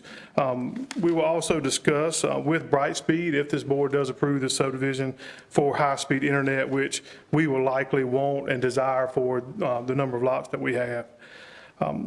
The subdivisions that were shown, the photos that you were presented, were actually from the town of Spring Hope on 8,000 square foot lots with curb and gutter streets, not examples of what we have in the county. Our lots are 30,000 square feet with much larger setbacks from the road. So we don't historically have a lot of cars parking on the road like you would in town. The soils on the site, as pointed out, have been evaluated by a licensed soil scientist. And the layout has been approved by the soil scientist to permit the number of bedrooms for each lot. The permits will also be evaluated by Nash County Environmental Health, and not only will a septic area be provided, but also repair area in the event that the first one does fail in the future. Our request tonight or today to rezone from to RA30CZ is consistent with the adopted land use plan, and it's not a request to necessarily increase the number of homes, but it is a request to concentrate the homes on good soils, which reduce the infrastructure required. But we're also proposing a reduction. We're not proposing a reduction in lot width, only a reduction in the lot depth. And so this allows the development to maintain more buffers along the environmentally sensitive areas in the back and concentrate the development at the top of the hill and outside of existing riparian areas. The total property is 129 acres. With proposed 71 lots in this development, the average lot size is 1.8 acres per lot, which is far less than the density that's allowed in the current zoning district. And I'll be happy to answer any further questions that you guys have. Any questions for Mr. Varnell? One question, Mr. Chairman. You mentioned that you had a street leaving the cul-de-sac at one time. Approximately where was that located? I have a copy of that if we can turn the projector back on. This was the original layout that was presented to TRC that was ultimately requested that we remove. We had an existing street here that we were asked to remove and connect to Savage Road. So we have multiple connections originally, and DOT asked us to redo this so that we only have one connection of a street to Peachtree Hills Road and align that with Savage Road. And that is a reduction from, I think it was originally 14 road front lots or road front connections down to 8. So it was a reduction in the number of original connections that we had. So you're saying it's 8 there? No, this one shows 14 total, and today we have 8. Okay.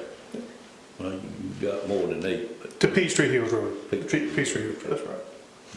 Thank you. Thank you. Yes, sir. Thank you, Mr. Chairman. Thank you, Mr. Davis.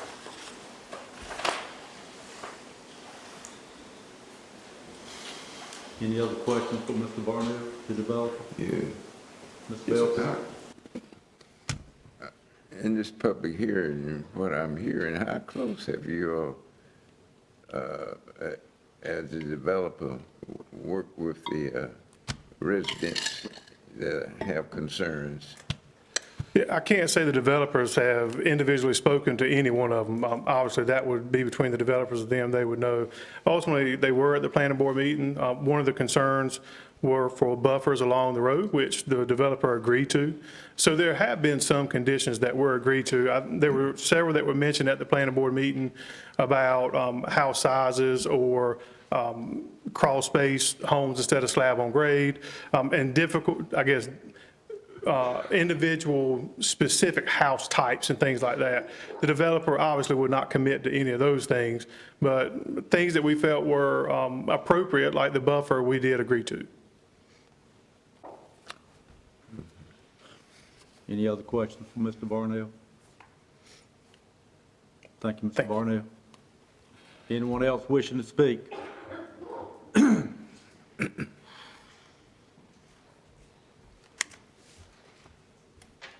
I would note this is Ms. Kim Moore. She's the DOT representative. So, Ms. Moore, state your name for the record, Yes, please. my name is Kim Moore, and as Commissioner Outlaw said, I work for NCDOT. I'm the district engineer covering Nash and Wilson County. And Kevin kind of touched on exactly what I was going to say, but I did want to address your concerns, Commissioner Outlaw, concerning the addition of the stub road to Peachtree Hills, or the addition of a stub road to Peachtree Hills Road. Our main concern was site distance and the safety of allowing another entrance to the north, and that's why we work with Stocks Engineering on that. And then concerning the individual drives with direct access to the roadway, DOT would love to coordinate with the county and maybe establish a reasonable number to limit these in the future. When we determine if a driveway access is allowed, we're looking at certain criteria and certain measures, but the number allowed only takes our concerns into consideration, and those may not be the concerns that the county may have. So we are open to taking a look at that in the future if anyone would like to contact our office. So, Thank you. thank you. Thank you for your comments. Anyone else wishing to speak?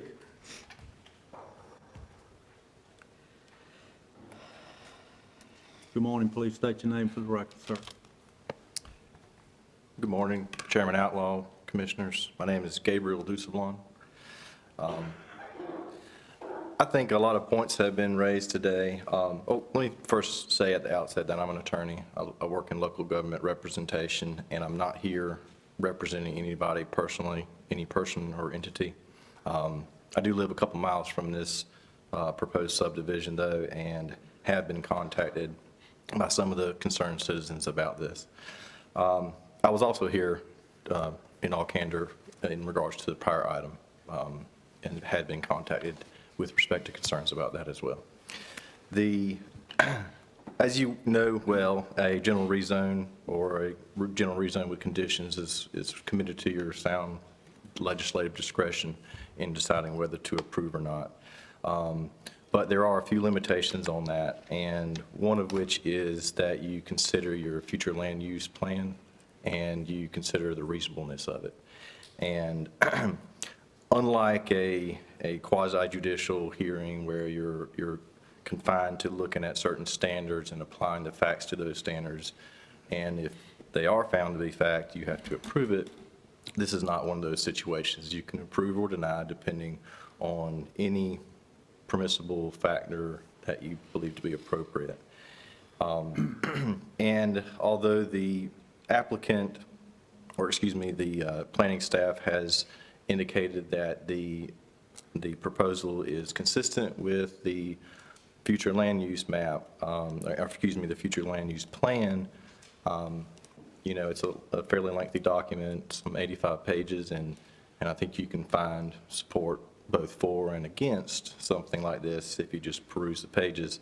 And I brought my laptop up and it just died, so I can't point to it, but there are several places in the land use map where I think you could draw the conclusion that this would not actually be consistent with your future land use plan.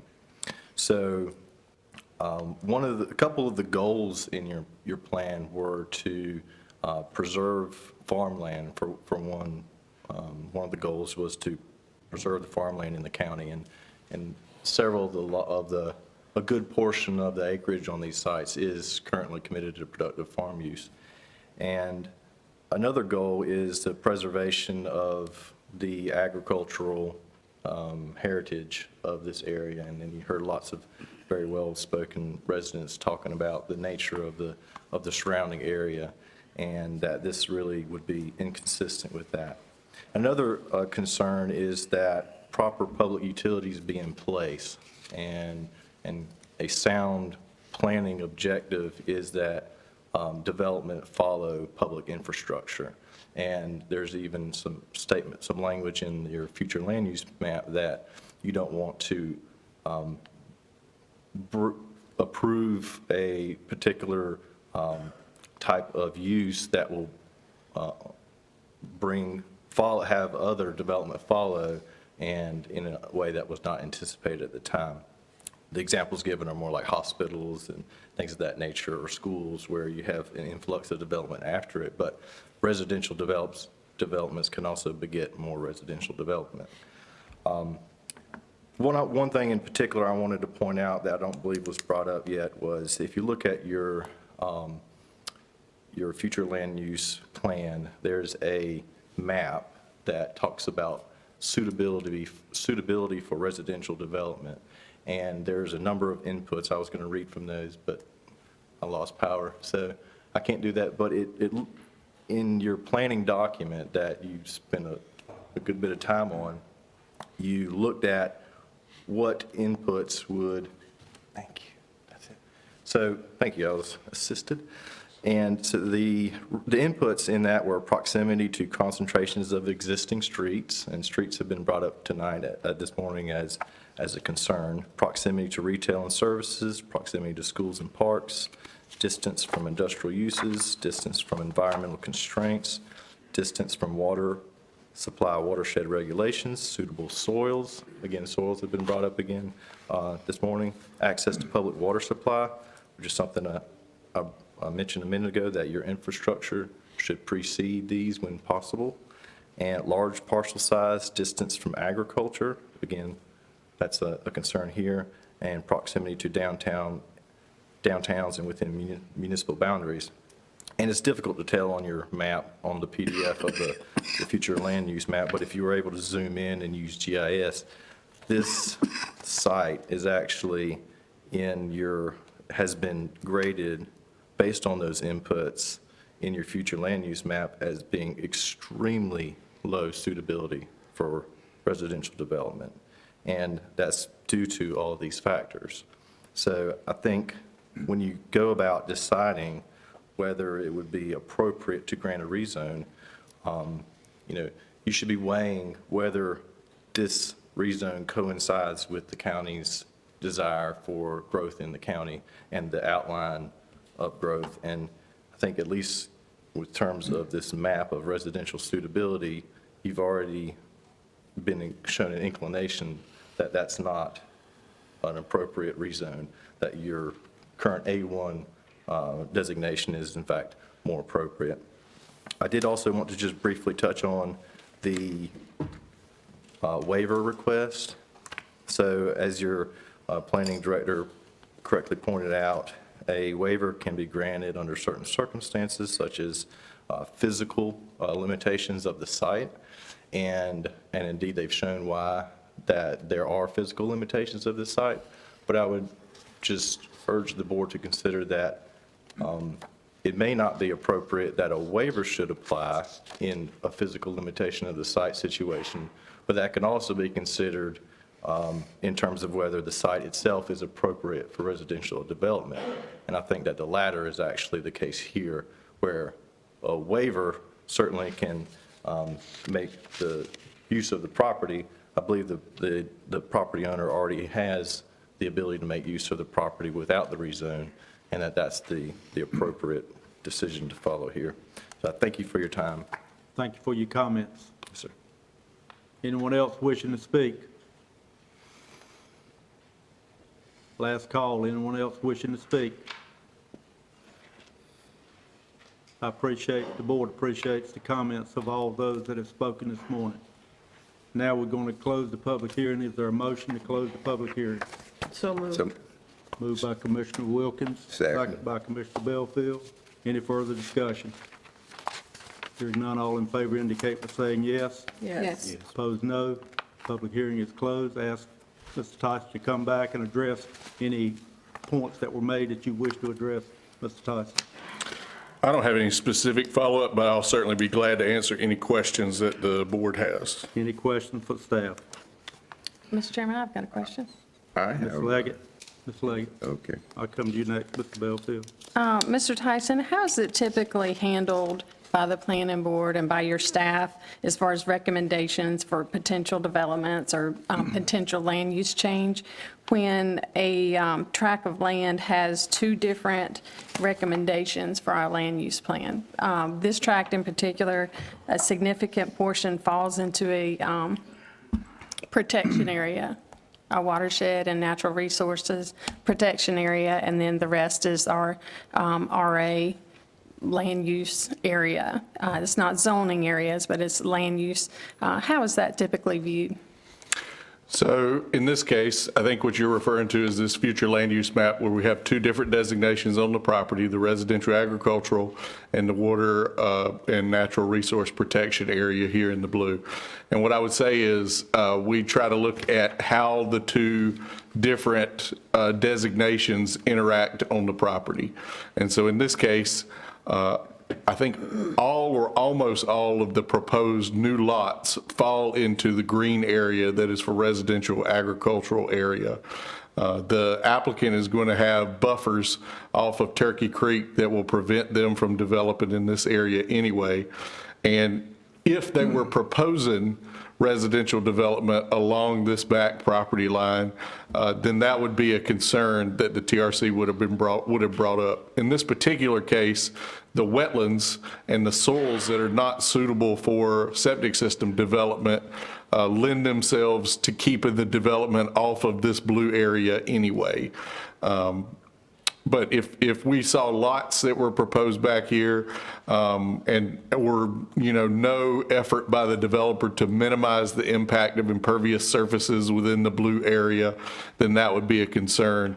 In this case, the blue area is pretty much protecting itself by not being suitable for development. And so you see on the actual site plan here that we don't have individual lots proposed in those wetland areas, and we have a buffer area up here where it gets the closest to that blue area. But in general, we try to not assign one or the other to the whole property, but to look at the individual, how the development that's proposed lines up with those two designations that are on the map there. Also, water was a concern of the citizens that spoke. Are there immediate plans to bring county water to this area? Don't believe so. Thank you.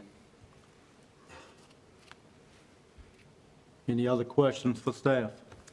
Commissioner Belfield? I listened carefully when we were in public hearing.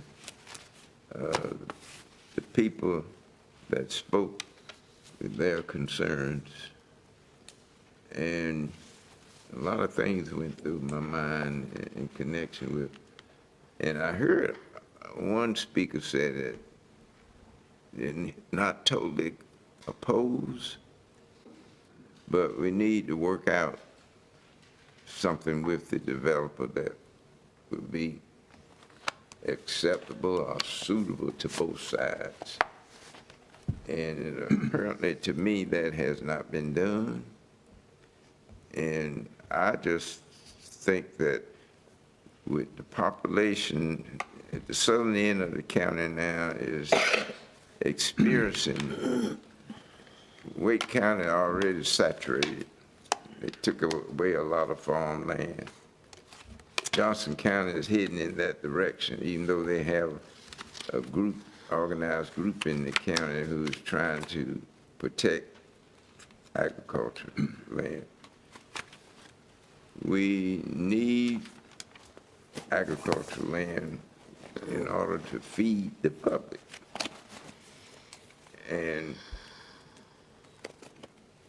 some people are is looking at money, where I can make money and develop, and they buy up this land, and they, in some cases, they're getting it pretty cheap. I just think that what we need to do at this point in connection with this particular request is not necessarily deny, but table it and let the developer and the people in that area that have concerns that are within 600 feet or whatever number of feet there, and work out something that both can live with. And also looking at the future, water is going to be a concern, water supply. So that's my comment, Mr. Chair. Thank you, Mr. Belfield. Any other questions for staff? Mr. Davis? Mr. Tyson, you know, we've heard a lot here this morning, and one of the concerns that I have is, and I don't think we need to leave here with not making sure the public that's here today, but the public in general understands that what we're here for today as the Board of Commissioners is the rezoning matter. That after this rezoning matter, the majority of the things that have come up this morning get a total scrutiny by many other divisions of the state, parts of the county. We don't generally need to get into whether the soils are suitable for septic tanks, whether the water is available for the wells. All that comes later. And I don't want us to make a decision based on the opinion that the soils may not work here, because we don't know here today. I don't want us to make an opinion based on the fact that there may not be sufficient groundwater, because we don't know whether there's sufficient groundwater. But those things will be covered at a later date prior to this development ever getting permitted. And that's an important thing this board needs to remember. The other thing that bothers me when you talk about a community water system, I do hate to see us, and I don't know that we can stop it, but, you know, Nash County is in a building program to provide countywide public water throughout Nash County. Each one of these, if it were to go that way, public water systems or community water systems that we allow to be built, it's just making it more difficult moving forward. And when we get to that point, if we're going to allow these, I think they need to be built, and we need to bring in some standards that they are built to what we need once it becomes a public water system, because at some point, we will have water throughout Nash County. And it would be a shame to continue allowing these private systems that we've got to then go in, like we've done 3 or 4 times recently, pick them up, add them to our system, and then have to provide the updates of what we have to do. So I'd like to see us adapt some standard for that. But in this case, we got clear issues, and I know the public thinks we got a lot of latitude, particularly the attorney that spoke, in conditional zoning and what we can do and what we can't do. I understand what's said, but I'm not totally in agreement that we got as much latitude as is thought that we have sometimes, because I do follow this throughout the state, and I watch the court cases. And fortunately, we have only had a couple in Nash County, and I hope we don't have any more. That's the reason we try to work with our citizens as much as we can. But in this case, we've got problems with it as it, whether it is in line with our ordinance or whether it's not. And if we choose to deny it, I think we need to stick to those true problems that we think we've got, rather than something somewhat abstract that we may have or we may not have. And with that said, I'll yield the floor back to you, Mr. Chairman. Thank you, Mr. Davis. Any other questions for staff? None over here. Well, he said one thing. Mr. Belfield, you've got a question? I just want to make a comment, piggybacking off what Commissioner Davis said as it relates to the water system. The county, we have plans to have a county-wide water system. And if these developers, these subdivisions have wells to take care, they're not gonna hook on, not unless they have a very serious problem, they're not gonna hook on to the county water system.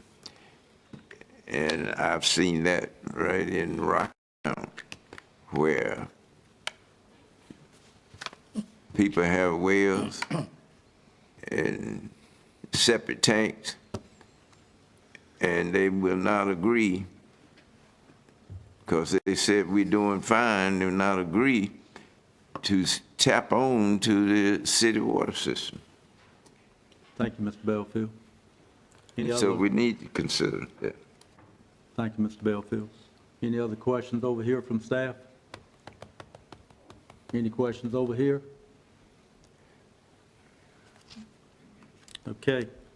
Hearing none, the action that has been proposed is that we approve or deny the conditional rezoning request.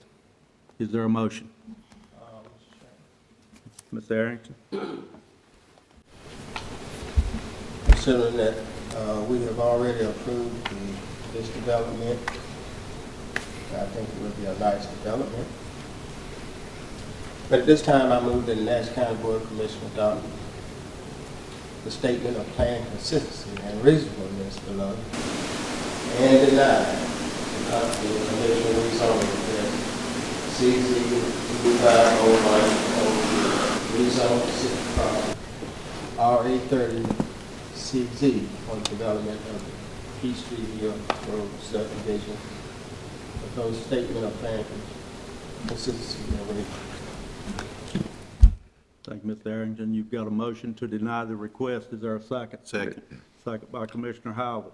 Mr. Is Chairman, there any further discussion? Mr. Chairman, Mr. Belfield? I didn't quite hear or understand your Made a motion. motion to deny the request. Oh, okay, gotcha. We've got a motion and a second. Is there any further discussion? Mr. Davis? Do we need a reason why we denied it? That's where I was going to go. Okay. If you look at the suggested motion for denial, there's at the very end of that motion, I believe it's on page 21 of your agenda packet, there's an area that says that the reason you're denying is because it is unreasonable and not in the public interest because. And the board has the opportunity to identify the reasons that you are voting against approval of this subdivision, or the rezoning, excuse me. And so I think it would be good to pause and ask if the board wants to articulate a statement that would go in that parentheses there. It is unreasonable and not in the public interest because. Mr. Arrington? One of the reasons was they requested a waiver of the road.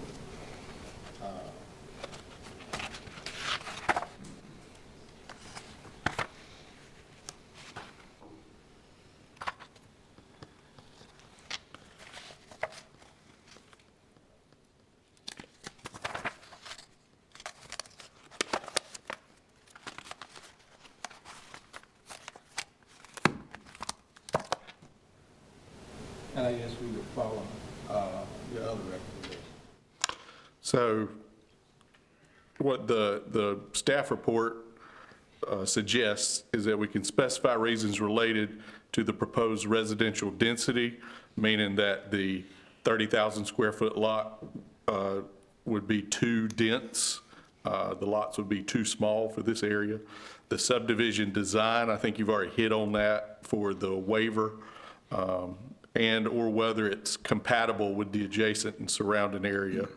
So what I have is that, or what I'm taking from your statement is that you're saying it's unreasonable and not in the public interest because of the subdivision design, And you specifically have highlighted the waiver request as being unreasonable. Mr. Attorney, is that? Mr. Arrington, can you restate your motion? I move that the Nash County Board of Commissioners adopt the statement plan of consistency and reasonableness well below, which would include what Mr. Tyson just stated about the waiver and the density, and what was the other? Those three items. So we are denying the reconditional rezoning request. The CZ 250103 rezone Pacific property to RA 30 CZ for the development of the Peachtree Hill Road subdivision. Mr. Tyson, would you read those three that we stated? I prefer that you make the motion from the. Okay. Well, I stated that the waiver that was requested for the Stub Road, and also that the allowable residential density of 30,000 square foot would be too dense for the area for,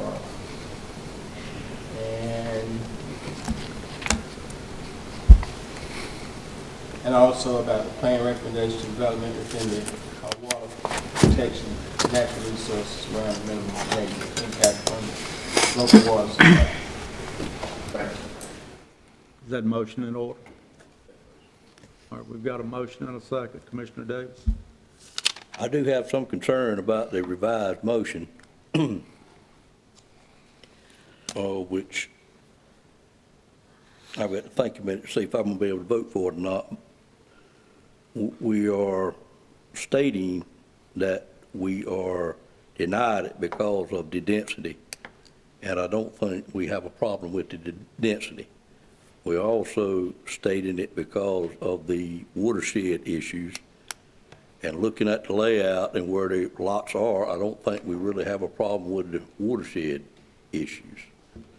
I think our real problems are the layout of the subdivision and Mr. Ayrton's statement about the Stub Street exceeding our ordinance is certainly the key reason for it.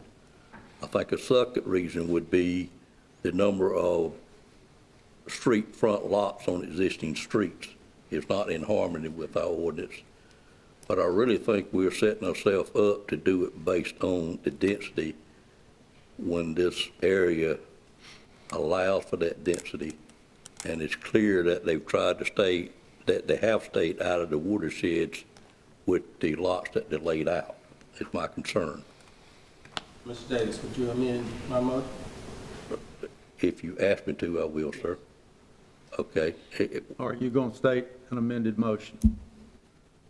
I'm going to do what you asked me to. I think the reasons, he stated the motion properly, just like he said. The reasons? The reasons would be that the layout of the subdivision does not meet our land development code.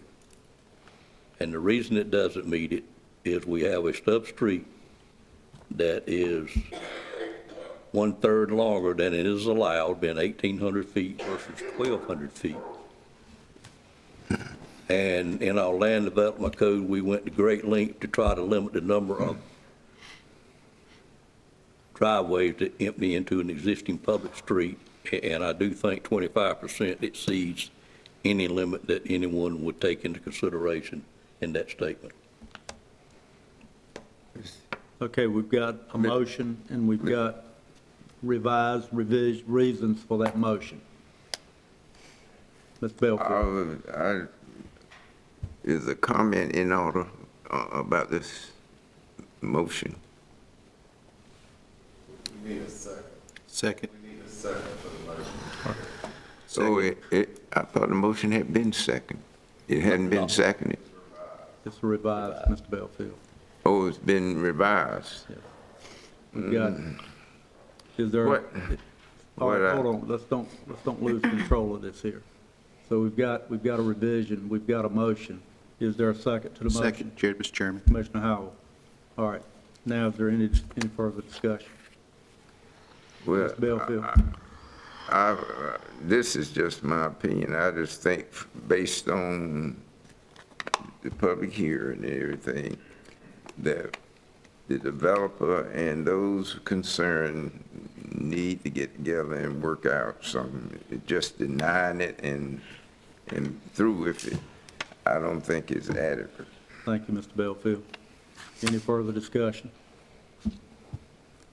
Hearing none, all in favor of the motion as stated, please indicate by saying yes. Yes. Yes. Opposed, no. No. You a no, Mr. Belfield? Motion passes 6-1. Thank you, Mr. Tyson. So just for clarity for the members of the public that might not participate in rezoning requests, the board has voted 6-1 to deny the rezoning. The property stays zoned A1 agricultural as it is today. Thank you, Mr. Tyson. Thank you. You want to go ahead and break? All right, we're going to take a short break. It's been requested. We'll be back here at 11:10. 11:10. For GXP storage inducement resolution. The action proposed is to hold a public hearing and approve the inducement agreement with GXP storage, subject to final review by the company and approval of staff and county attorney. And just for a reference, this is the Raleigh-based Life Science company that purchased the second Middlesex Corporate Center shell building. And if I may, as it follows in the notice, public notice, it states, whereas the Local Development Act of 1925, NCGS 158-7.1 authorizes cities and counties to make appropriation for the purpose of aiding and encouraging the location of manufacturing enterprises and to assist in locating industrial and commercial plants in the county, which will, in the discretion of the governing body of the city or county, increase the population, taxable property, and business prospects of the city or county. And whereas Nash County has been requested to make an economic incentive grant to an industry hereby company that has indicated its intent to create a substantial number of jobs at its facility and make a substantial capital investment in machinery and equipment at its facility. And whereas the Nash County Board of Commissioners believes that the company's substantial commitment to the construction of the company's facility in Nash County will increase the population of Nash County, increase the tax base of Nash County, create substantial tax revenues, and generally serve the citizens of Nash County by an increase in employment in Nash County and the generation of tax revenues for Nash County. And whereas the Nash County Board of Commissioners proposes to appropriate GXP storage and an economic development inducement of 50% of the net increase in ad valorem taxes resulting from the company's expansion and a substantial capital investment in equipment, in machinery and equipment, and to pay such percentage for 5 years for each phase of their project. The percentage shall be based upon the company's capital investment, the company's increase in its net ad valorem tax value in Nash County at a minimum overall total investment of $81 million, and the creation of 72 jobs with an average wage of $78,000 in the company's operation of the facility. Each phase is referenced in Exhibit A, which will be included in the agreement, which outlines the timeline and creation of jobs and particular capital investment. Whereas on February 3rd, 2025, a public hearing will be held by the Nash County Board of Commissioners to consider the appropriation and approval of this economic incentive grant and the approval of an inducement agreement containing the associated terms and specific conditions that apply to this grant as outlined in Exhibit A. Now, therefore, notice is hereby given that the Nash County Board of Commissioners will hold a public hearing at 9 o'clock or soon thereafter, as may be heard on Monday, February the 3rd, 2025, in the Commissioners' Room on 3rd floor of the Administration Building in Nashville, North Carolina, to consider and take action on the Economic Incentive Grant and related inducement agreement.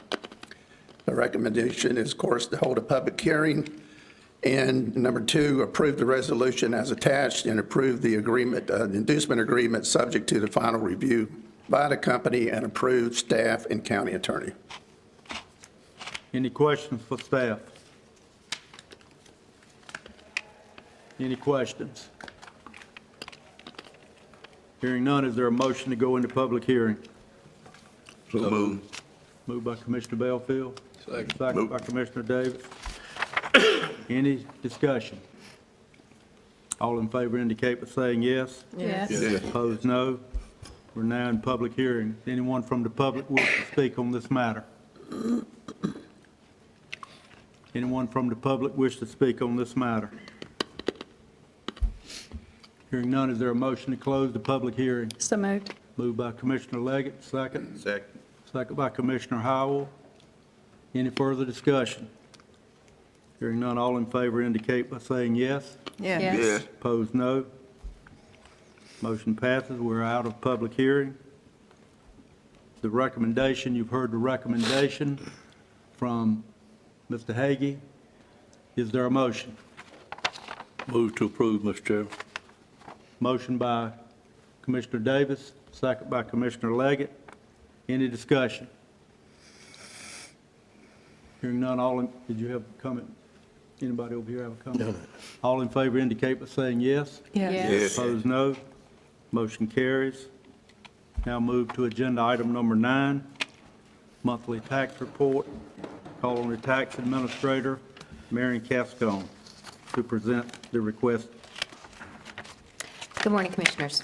Good morning. Pursuant with North Carolina General Statute 105-367, the tax collector will be providing a monthly report showing the amount of taxes collected and the efforts made to collect those taxes. This report is designed to keep you informed. There's no action required, but we do request that you accept it so it's entered into the record. Thank you. Any questions for Ms. Cascone?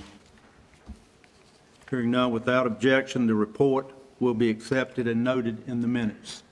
Thank you. Thank you, Ms. Cascone. Move to tax refunds, agenda item number 10. Yes, sir, thank you. This is regarding tax refunds. Pursuant to North Carolina General Statute 105-381, the tax collector will submit to the governing body for their approval a list of any tax refunds after legitimacy of the refund has been established. And there are a few for your consideration today, which we have legitimized, and we request that you approve those refunds. Those refunds are shown in your agenda. Are there any questions of Ms. Cascone on any of these refunds? Any questions? Hearing none, you've heard the refund request. Is there a motion to approve? Move for approval. Commissioner Leggett, is there a second? Second. Second by Commissioner Howell. Any discussion? All in favor indicate by saying yes. Yes. Opposed, no. Refund requests are approved. Ms. Cascone, thank you. Thank you very much. Move to agenda item number 11, a resolution discouraging the release of helium balloons in Nash County. I call on Commissioner Leggett to present the resolution. Okay, just to give a little background, this item is a resolution to discourage the release of helium balloons in Nash County. This is a subject matter that was brought to the county by a citizen and is being presented today to our Board of Commissioners for consideration. When the item was brought to the county, it was researched for merit, and the matter was found to have significant impacts to our environment, to wildlife, and to agriculture as well. if the board is okay, I would like to read the resolution that's being presented, and then if there's any discussion after that, we can certainly do that. Please read it. Okay. Thank you. Whereas the Nash County Board of Commissioners is committed to the protection of the environment, public health, and the overall well-being of its residents, and whereas the release of helium balloons into the environment poses significant risks to wildlife, marine life, livestock, and ecosystems, as these balloons often end up as litter that can be ingested by animals, causing injury or death, and whereas helium balloons that return to the earth as litter are non-biodegradable, contributing to long-term environmental pollution and negatively impacting the aesthetic beauty of Nash County, and whereas the use of helium is another concern, as helium is a finite resource that is essential for various critical applications such as medicine, research, and technology, and whereas alternative methods of celebration and remembrance that do not involve the release of balloons are available and encouraged to preserve the natural environment and prevent unnecessary harm to wildlife, livestock, and resources. And whereas many communities across the country have recognized the negative impacts of helium balloon releases and have taken steps to discourage or ban such practices of the interest of public and environmental health.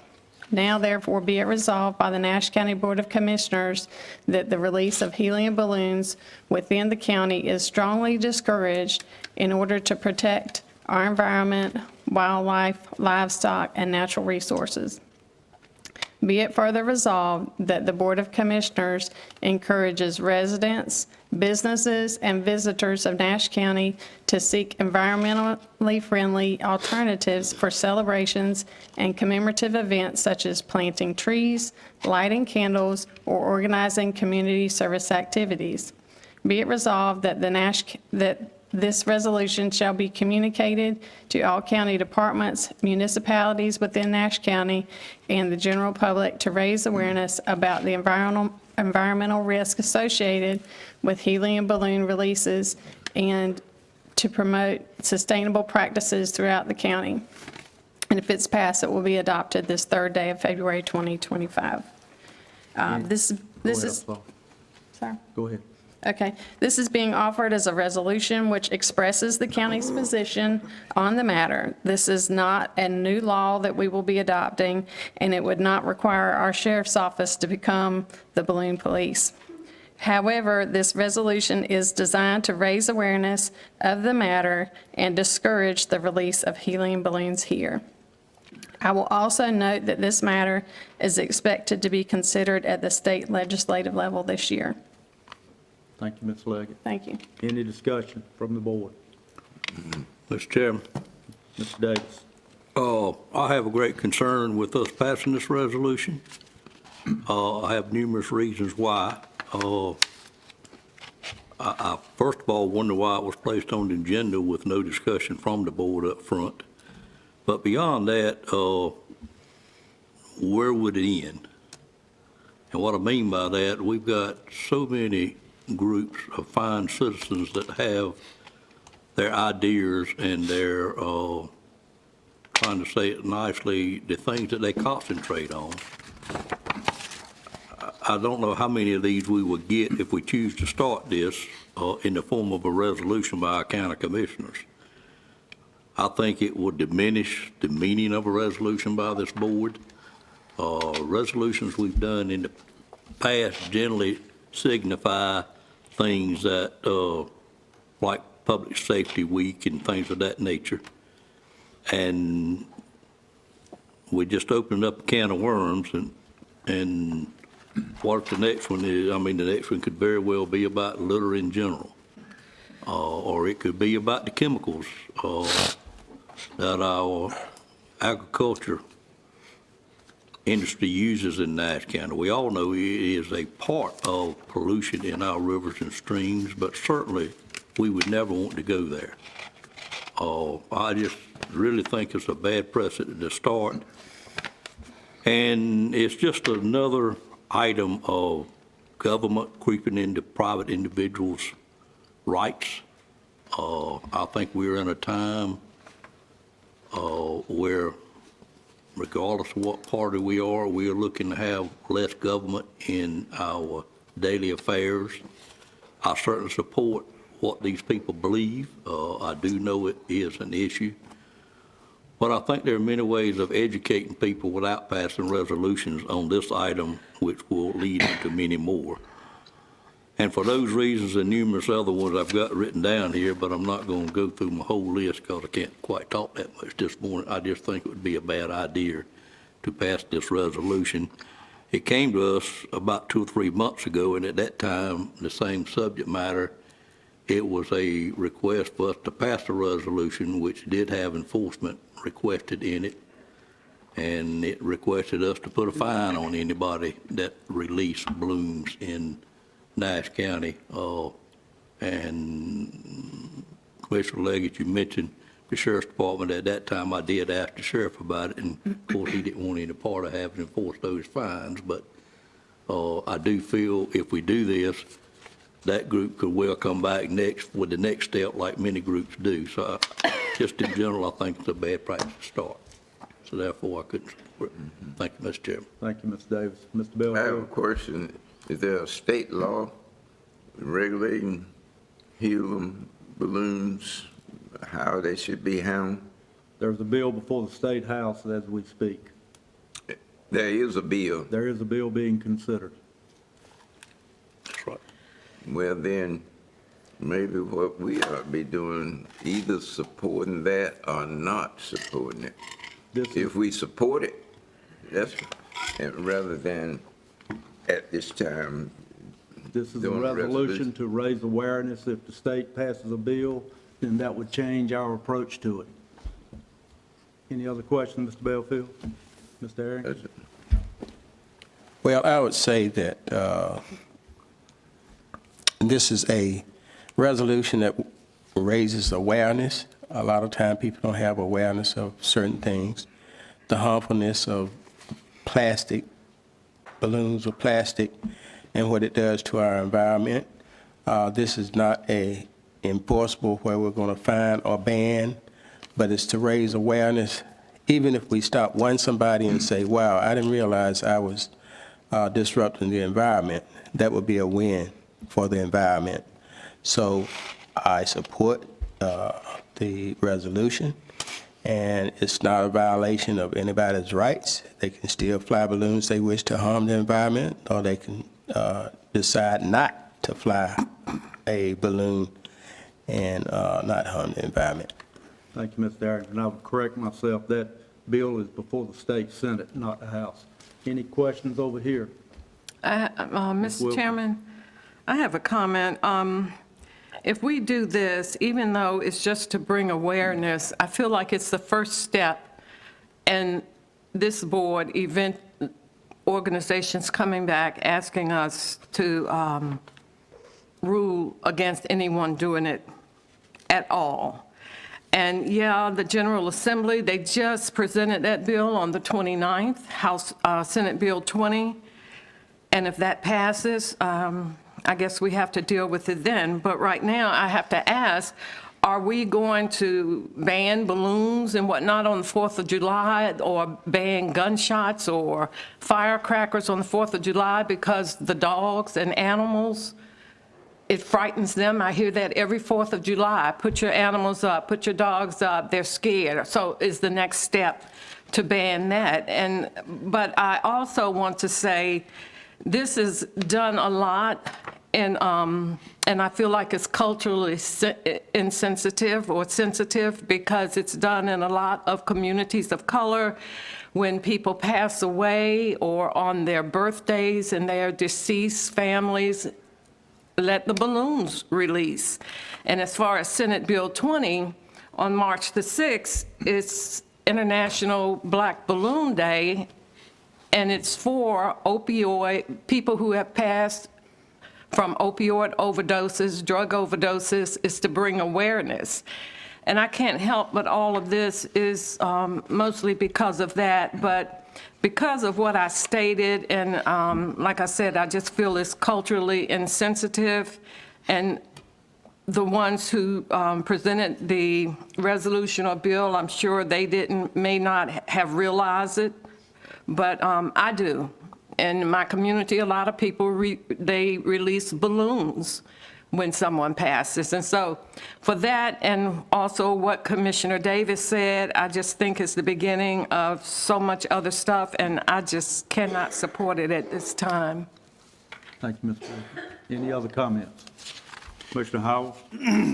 Just to make sure I understand everything correctly that Commissioner Leggett's put out. So we're not discouraging people from having balloons or giving balloons to children or anything of that nature. We're just asking that you not release them in the environment because of the impact, especially the livestock. And being Nash County is known for agriculture and the impacts that this can have on the livestock. Is that the intent of this, to make the awareness out there to the community so they would not release them? Still have them, still carry them, and if they get accidentally released, there's not a penalty or a fine associated with it. It's just basically to make everybody aware. Commissioner Leggett? Kind of, I used the example, kind of like we used to throw rice, and now we throw bird seed because the birds eat the rice and it causes them harm. So it's more of an educational piece in this to educate the public. Commissioner Leggett? That's correct. Thank you. Any other discussion from either side? Hearing none, the proposed action is to approve the resolution. Is there a motion? I move to approve the resolution. Motion by Commissioner Leggett. Is there a second? Second. Second by Commissioner Arrington. Any further discussion? Hearing none, all in favor indicate by saying yes. Yes. Opposed, no? No. All right, let's do that by show of hands. All in favor indicate by raising your hand. All opposed? Motion passes 4-3. Move to agenda item number 12. Call on the Finance Director, Melanie Eason, to present the request, 2023 Essential Single Family Rehabilitation. Good morning. Morning. The first project ordinance is for the Housing 2023 Essential Single Family Rehabilitation. It was initially awarded for $162,000 from the Housing Finance Agency, in which 3 housing units were repaired. Based on the addition of more homes to Nash County, the program funding agreement modification has increased Nash County's total allocated amount to $648,000. This amendment just increases the $486,000 additional dollars granted.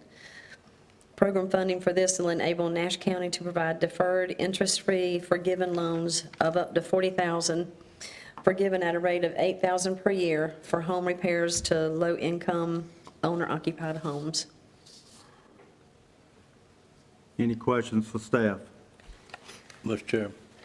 Mr. Davis? Melody, I feel like this extra money comes because some entities do not use all their funds, and then they put it back to the counties that do use their funds. Is that a correct statement? I believe that's correct, Okay. but I can check and make sure. I'm pretty sure that's what it is. Do you happen to know? They reallocated, if I'm not mistaken. Okay. It just amazes me that some don't use their funds, but it's good for us that they don't, I guess. Glad we got staff in place to make it efficient so we'll get more. Thank you, Mr. Chairman. Any other questions for staff? No comment. Mr. Belfield? I just hope we will get into affordable housing. I know we've been doing rehab, but I think we need to do both. And we have had one meeting on affordable housing, but need to have another, though. Haven't done anything else since. Thank you, Mr. Belfield. Any other questions for staff? Hearing none, you've heard the recommendation. Is there a motion? Move to approve. Move for approval by Commissioner Davis. Is there a second? Second. Second by, was that Commissioner Howell? Got a motion and a second. Is there any further discussion? Hearing none, all in favor indicate by saying yes. Yes. Yeah. Opposed, no. Motion passes. Ms. Eason stays at the podium. Agenda item 13, Middlesex Corporate Center, Phase 2 Infrastructure Improvements. Ms. Eason? After receiving bids for the Middlesex Corporate Center Phase 2 infrastructure improvements, which includes sewer, road, and electrical improvements, the project cost is $5,063,348. There's 3 grants committed to the project totaling $3,331,230. The Golden Leaf committed $500,000. NC Department of Commerce committed $2,431,230, and the NC DOT committed $400,000. The attached amendment is presented to adjust the grant project budget ordinance to move unspent funds from legal into the electric construction account, totaling $57,174. And the recommendation would be to approve the project amendment, correct? Any questions for staff? Anyone have any questions? Hearing none, you've heard the recommendation. Is there a motion? I make the motion, sir. Accept. Commissioner Howell made the motion. Is there a second? Second. Second by Commissioner Leggett. Any further discussion? Hearing none, all in favor indicate by saying yes. Yes. Opposed, no. Motion passes. Ms. Eason continues with budget amendments. Item number 14. Thank you. I have 6 budget amendments. The first is for Parks and Recreation.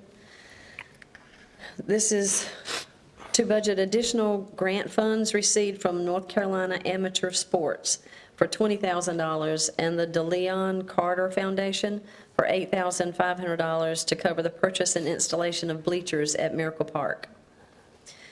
The second one is for social services. I will ask you to make 2 small corrections. Where it says FY 2024, it should say FY 2025. And where you see fleet vehicles, it should say contract services. But this amendment is to adjust additional funds passed by the state budget for FY 25. Additional administrative funds will be used for the increased cost of contract services to support social worker functions. No additional county funds are requested. The third and fourth are for asset forfeiture. The first one is for $80,000. This is to appropriate asset forfeiture funds to purchase SRT equipment and upgrade interview room recording and evidence backup. The fourth one, also for asset forfeiture, is to budget additional funds received from insurance proceeds. No additional funds are required for this, and it totals $10,525. The fifth is for the sheriff's office. This is to budget additional funds received for community support totaling $5,000. No county funds are required for this one. And the last one is also the sheriff. It is for $6,000 to budget additional funds received for DARE contributions. Ask the clerk, please note the couple of items that she mentioned in number 2 in the minutes. Any questions for staff? One question, Mr. Chairman. Mr. Davis? Melanie, number 4, you say it's asset forfeiture, then it appears to be insurance proceeds. How do those two get connected together? If a vehicle is totaled, the proceeds from insurance goes into an account called insurance proceeds. And if it is for another fund, it goes, this is specific, we have to give the money back to asset forfeiture. So it's sitting in their asset forfeiture fund balance. So I guess the vehicle that was damaged was purchased with asset forfeitures. Correct, the vehicle that was I totaled. understand now, thank you. Thank you, Mr. Chairman. Any other questions for staff? Mr. Chairman, Ms. Wilkins? I'm just curious. I have number 5 the Community Support Fund, $5,000, do you know what that is used on? Is that used on back-to-school supplies that the sheriff's office has or every year, or exactly what it's used on? I think they use it on multiple things, some of what you just described, but it is just funds that they can only spend on community support. Okay. And no one's in here from the sheriff's office. We can reach out to the sheriff's office, but, you know, they have their backpack Yeah, program, that's and then. what I was wondering, if that's what it's, There's different things like things, that. even the Okay. Christmas, the toys that they do at Christmas time, but we'll Right. get with the sheriff and get Okay. you a list of items they spend on. That's not necessary, that's fine. I just wanted a clarification. Thank you. Okay, and then the last one was DARE contributions, and it can only be spent on DARE supplies. Any other questions? Any other questions? Okay, you've heard the recommendation, and without objection, we'll take all of these budget amendments with one vote. Is that agreeable? Is there a motion? So moved, Mr. Chairman. Moved by Commissioner Wilkins. Is there a second? Second. Second by Commissioner Howell. Any further discussion? Hearing none, all in favor indicate by saying yes. Yes. Opposed, no. Passes. Move on to item number 15, board appointments. Thank you, Ms. Eason.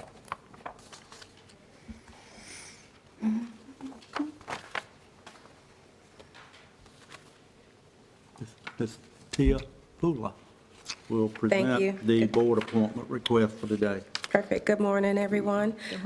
So there was a slight addition to your board appointment in your agenda, and so we have, on Friday, we had a recommendation from the Farmers Market Advisory Board, so that has been placed in front of you. So we'll start with the Farmers Market Advisory Board. Please consider the new appointment of Aria, I may be mispronouncing her name, Aria Dabney Soundbaum, to the Farmers Market Advisory Board. The advisory board is reorganizing and making a concerted effort to include more farmers on its board of directors. Ms. Sunbaum, representing Paradise Farms, is eligible, willing, and recommended for appointment. If approved, her 3-year term will run through December 31st, 2027. Should I go to the next?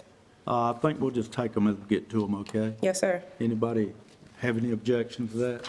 And her application is in your packet. Only concern Any I have, questions? Go ahead, Mr. Davis. only concern I have looking at her application, she may be overqualified for the position. She looks like she has done quite a bit in the community She already. brings a lot of value to that board. Yes, sir. Yes, sir. Great applicant. Any other questions on this applicant? Hearing none, is there a motion to accept I make the appointment? Motion by Commissioner Howell, second. Second. Second by Commissioner Leggett. Any discussion? Hearing none, all in favor indicate by saying yes. Yes. Opposed, no. Congratulations to Ms. Sunbone. She's been appointed to the Farmers Market Advisory Board. Thank you. Next, the Town of Momire. The Town of Momire has several planning board members up for reappointment. Please consider the reappointment of Colleen Parker, Patrick Cooper, and Kirby Key as Momire Town representatives. Also, please consider the reappointment of Iva Winstead as the ETJ representative. All 4 planning board members are eligible, willing, and recommended for reappointment. In addition, the Town of Momire asks you to consider the new appointment of Joshua Lee Allen as the ETJ alternative representative. Mr. Allen is eligible, willing, and recommended for reappointment. If approved, his 3-year term will run through January 31st, 2028. Would the board be okay with considering all of these with one motion, since they're all in Momire? Yes. Okay, any questions, staff? Hearing none, all in favor of these indicate by saying yes. Yes. Opposed, no. Congratulate these people on their appointment and reappointment. I'm sorry. We got a vote. Excuse me? We need a motion. Yeah, I'm sorry. I thought I had done the motion. All right, is there a motion to accept the appointment and reappointment of these individuals. Move to approve and accept these nominees. Second. Motion by Commissioner Leggett, second by Commissioner Howell. Is there any discussion? All in favor indicate by saying yes. Yes. Opposed, no. Those individuals are appointed or reappointed. Last item is the Consolidated Health and Human Services Board. Yes, I thank think you. that's an informational item. We're looking candidates to fill these positions listed here. Yes, sir. The Consolidated Human Services Board is actively working to fill several expired term positions. They have board vacancies within the following disciplines: a dentist, optometrist, veterinarian, physician, consumer, and pharmacist. They have a full board, but the issue is they have some board members that are serving in expired terms, and so those board members are looking to fill their own seats, but also looking for help from this body to identify potential board members. I do want to, I think in conversation with Commissioner Howell earlier, he was asking about the districts that are represented here. The optometrist and the dentist are currently, well, they have a P.O. box for their address, but the veterinarian is coming from District 7. The physician is in District 7. The consumer is in District 4. The pharmacist is in District 5. We also have a public member in District 1, and so as long as there's representation from these different disciplines, it may be challenging to separate amongst districts, but if anyone has any recommended board member, I'm happy to share the application to you or to them, but this board could use some support. So if Any you have any questions? recommendations, please provide them to Ms. Fuller. Thank you. Thank you, Ms. Fuller, appreciate it. All right, now we're going to move to item number 15A, which was added at the beginning of the meeting, and we call on the Deputy County Manager to present the request for Northern Nash Water System Phase 2 Booster Pump Station land acquisition. Thank you, Mr. Chairman, fellow commissioners. We had some discussion earlier in the board's meeting today about a county-wide water system. And I just want to say, and I know you're well aware, but for the benefit of those that are maybe listening, developing a county-wide water system is a capital-intensive business. And the county has been working on this, certainly predates my arrival to Nash County in 2019, but we continue to work on building our water system. The board, as you will recall, approved a project at the meeting in December. Contract 1 on our Northern Nash Phase 2 project, primarily funded with county ARPA funds that Nash County received. And the next phase of that project will be funded with a grant that we received from the state, from the Department of Environmental Health and Natural Resources, $12.8 million to extend water further north and west outside of Red Oak towards Castalia into areas that have been designated as underserved areas in the county.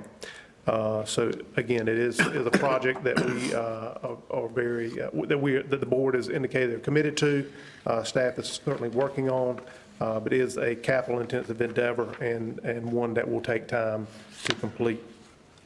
But the item I have before the board today is acquisition of a parcel along West Castalia Road, actually located on Leonard Road, as part of the next phase of the Phase 2 project, which we're referring to as Contract 1, again funded with those state grant dollars the county received. We need to construct a booster pump station. So we're currently in the design phase. We know as part of our work on the design, we need a booster pump station to maintain desirable water pressures as we extend water again further north and west towards Castalia. And we're asking for the board's approval to acquire a parcel that will be subdivided from some land about 1,000 feet north of West Castalia Road on Leonard Road from Mr. Woody Parrish. I had provided the PIN number in the supporting documentation, but for the record, I'll mention PIN number is 3803-00-59-3697U. And again, we're asking the board to approve or authorize the county manager to acquire a little less than 1/10 of an acre, 0.093 acres on the east side of Leonard Road for a proposed booster pump station for the Northern Ash Phase 2 Contract 1 project. With that said, I'll be glad to answer any questions you may have. Any questions? Will this be our Mr. first, Davis? excuse me, Mr. Chairman, will this be our first booster pump station? It will be our first booster pump station in the Northern Ash Water Sewer District. It is not, we have 2 other booster pump stations that we currently own and operate in Central Nash. That's what I meant to ask, and then this district, it will be the first one. Yes, sir. Thank you, Mr. Chairman. Any other questions? Mr. Chairman, Commissioner Wilkins? so the $10,000 that it's going to cost for the purchase of the land doesn't include the survey or the vegetative screening buffer if we have to do that? Is that added expense? The survey, it is the county absorbing the cost for the subdivision plat, and then the screening, any improvements to the property will be incorporated into the contract documents for the contract one when advertised and bid. Thank you. You're welcome. Other questions? I will say, I guess I should have added, we talked to a number of property owners. Primarily, we needed to site this booster pump station between Red Road to the east, Leonard Road to the west. We talked to a number of property owners, basically every property owner contiguous to West Castalia Road, Leonard Road, and some on Red Road. And Mr. Parrish was the only property owner that was willing to entertain conveying property to the county to construct this booster pump station. Other questions? Would you restate the recommendation, Mr. Boone? We're asking for the board to approve or authorize the county manager to proceed with the proposed acquisition on Leonard Road, subject to the review and approval of the county attorney. Is there a motion? So moved. Commissioner Davis made the motion, second by Commissioner Howell. Any discussion, any further discussion? Hearing none, all in favor indicate by saying yes. Yes. Opposed, no. Motion passes. Thank you, Mr. Boone. Thank you. Now move to agenda item number 16, Commissioner comments. Any comments from this side of the table? Commissioner Davis? 2 very quick ones. I will give you the synopsis of the permitting that we got sometime during the night. Hope Adam had it sent automatically, not when it showed up. But last month in January, we had commercial permits pulled of $7.5 million.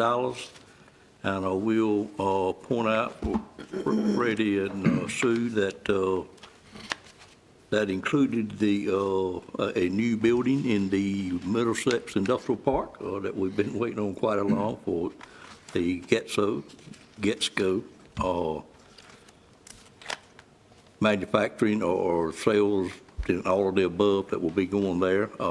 We had a great, if I'm almost scared to say that after public hearing this morning, but we had a great month of December in that we issued 78 new home permits.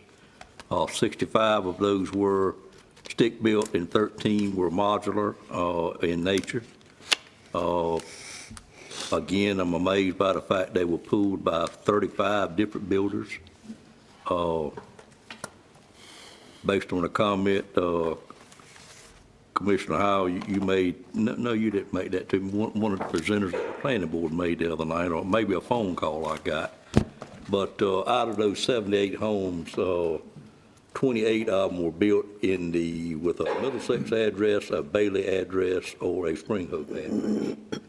And that left 50 to be somewhere else, and most of those were in Asheville or surrounding Rocky Mount with the Rocky Mount address. So we still have a great diversity of where the homes are being built, but a large concentration of them are in that Middlesex, Bailey, Spring Hope area, as everybody has come to realize. Only other comment I'll make is just for the benefit of United Way. I noticed we had our packet here this morning, and I'll tell you, I'm amazed with United Way. I always look at this with any nonprofit. I do get an opportunity to contribute something to quite a few nonprofits, but I always like to see how they spend the money. And United Way is always at the top. If you'll notice any little thing, their administration and general cost runs at 3%, which is just unheard of. I think they do a great job, and the money actually goes into the community and is used where the people that donate, and our employees that donate wish for it to be done. So kudos for United Way for holding their administration costs down as low as they always have. Thank you, Mr. Chairman. Thank you, Commissioner Davis. Any other comments from over here? Comments from this side? Commissioner Howell? Yes, sir. Thank you, Chairman. I'd just like to piggyback a little bit off what Chairman Davis said. And I think there's a little bit of visibility to that today, and in the last planning meeting, there is a lot of concern in the southern end with the rate at which we are growing and the concerns with the infrastructure. And I know some of the other commissioners have already attended some of the farmland preservation meetings we've had so far. We've got our agriculture board meeting coming up here in just a few days. Definitely want to go ahead and put the pressure on to go ahead and get this presented as quick as possible to the commissioners so we can establish a program in Nash County to give these landowners another option to where they have the ability to maintain that land and keep it in farmland. Did attend the agricultural forum here recently in Rocky Mountain. Some of the statistics that were given there is, we are number 2, being North Carolina in the nation, at the fastest pace to lose farmland other than the state of Texas. And Nash County's on track, I believe it's in 6 years, to lose over 30,000 acres, which is basically our entire soybean crop. Just to kind of give everybody some type of impact of what that is. That's the total amount of land that we farm in Nash County currently in production of soybeans. So it is concerning, and we do have a bottleneck in the southern end of the county because that's where a lot of the roads kind of, 64 and 264 kind of merge there. And so the congestion is felt more in that area, and it bleeds over to a lot of the citizens in the southern end do work in the western part of the state, and they have to travel through there. So the concern with the rapid amount of growth is really a daily challenge for them. They deal with every day. So just the concerns about the preservation of our farmland and keeping our agriculture at the center of attention for Nash County. I'd just like to express my concern and need to feel like we need to push that forward as soon as we can. Thank you, sir. Thank you, sir. Any other comments from this side of the table? Okay, we'll move to agenda item number 17, manager's report. Thank you. I just want to mention that we had a successful management team retreat the end of last week, and I thank our management team members for their participation and their feedback, and we will look at that information and put things in place. A reminder for those who are attending the Chamber's annual meeting, that is tomorrow evening at the Rocky Mount Mill. We will have our legislative dinner on Monday, February the 10th at 6 p.m. at the Nashville Exchange, and we'll be recessing the meeting today for that meeting. So please have your legislative priorities to Emily Moore by the middle of this week so that we can go ahead and get those finalized and prepared and sent out to our legislators in preparation for that Monday dinner that we're going to have.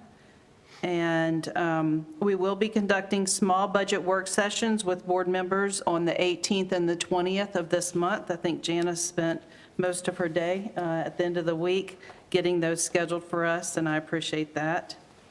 And then I just wanted to mention that Citizens Academy is currently taking applications. And so anyone interested in our Citizens Academy can apply online. And as last year, I encourage our employees to take a look at that opportunity for learning, as well as our younger folks in Nash County, young folks who are in their junior or senior year of high school. The Citizens Academy is a great opportunity to come and learn about local government and the employment opportunities available to you. Thank you. Just a quick question. The event tomorrow, is it at the Mill or at the Event Center?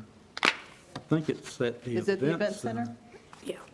I apologize. Fine. It's at the event center though, right? That's what I'm Chamber. getting confirmed, yes. You're talking about chamber Yes. The chamber event. Okay. event center. And second thing I wanted to ask you, the legislative goals, the board will give you those goals by Wednesday. We would like to have those by Wednesday, please. And so when we consolidate those goals, are we going to have any discussion by Friday to see if because we might have 50 goals. I mean, that's going to be way too many, of Right. course. Yes, So we we will need be. to pare it down and try to prioritize what those goals might be. Are we planning to do anything like that? We are. I believe Emily and I were planning to meet Okay. with you, and Okay, that'd be fine. we can push those back out to the board, and I just want the board to be fully aware. And then, when we have the meeting on the 10th, ever who submitted the goals that are being advanced to the legislators, it would be my kind of expectation for that board member to present that at the meeting without objection. Is that acceptable to this board? Okay, so when the goals are put together, whatever is finalized, just put the commissioner that put that goal forward, okay? we can do that. And then I know that I've had some discussions with Representative Chesser, and of course, he has requested, it's a reasonable request, that he and Senator Barnes, and I haven't not talked to Mr. Pittman, I look forward to meeting him at the meeting, but giving them those goals by Friday, I'm hoping. That's our So goal. they'll have an opportunity to look at what they're receiving, and then they'll be more prepared to come in and discuss those matters. Yes, sir. Okay, thank you.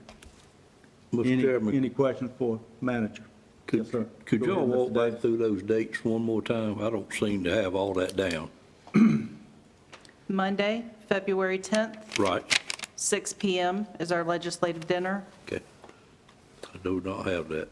Well, where is that going to be? That's at the Nashville Exchange. That's where it's changed.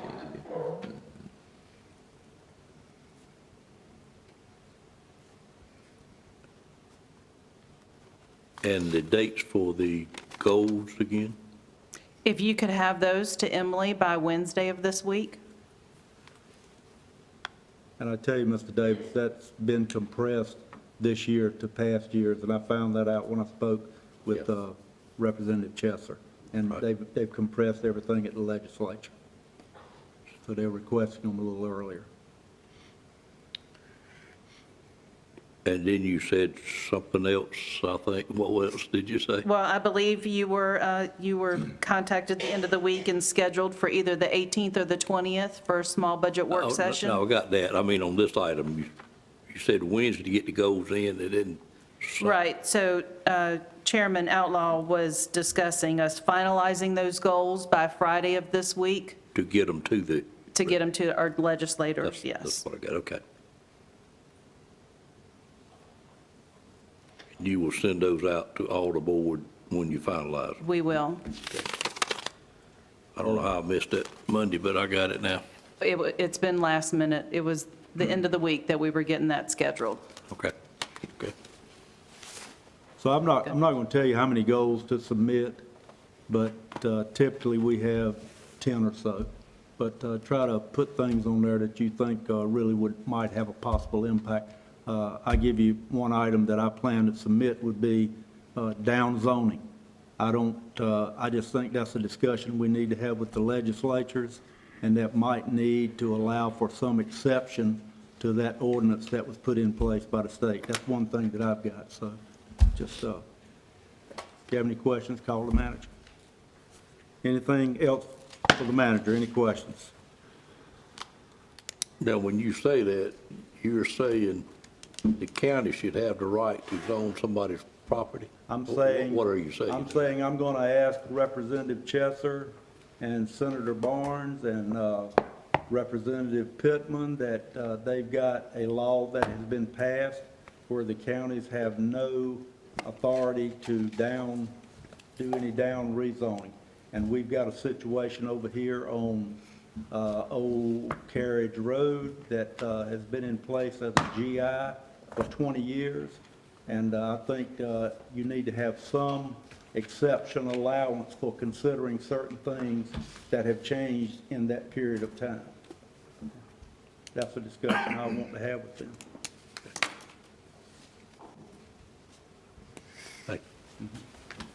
They may not see the need for it, but I want to make them aware of my thoughts on that. Any other questions for the manager? Okay, we'll move to agenda item number 18, closed session. This time I call for a motion to go into closed session for economic development, attorney-client privilege, and personnel. Is there a second or a motion? Is there a motion? I'll make the motion, Chairman. Motion by Commissioner Howell, is there a second? Second. Second by Commissioner Leggett. All in favor indicate by saying yes. Yes. Yes. Opposed, no. We'll now go into public hearing. Mike, is there any expectation of action? I don't think anything on the agenda requires us to take action after the Okay, we'll now move into closed session. Thank you. Call the meeting back to order.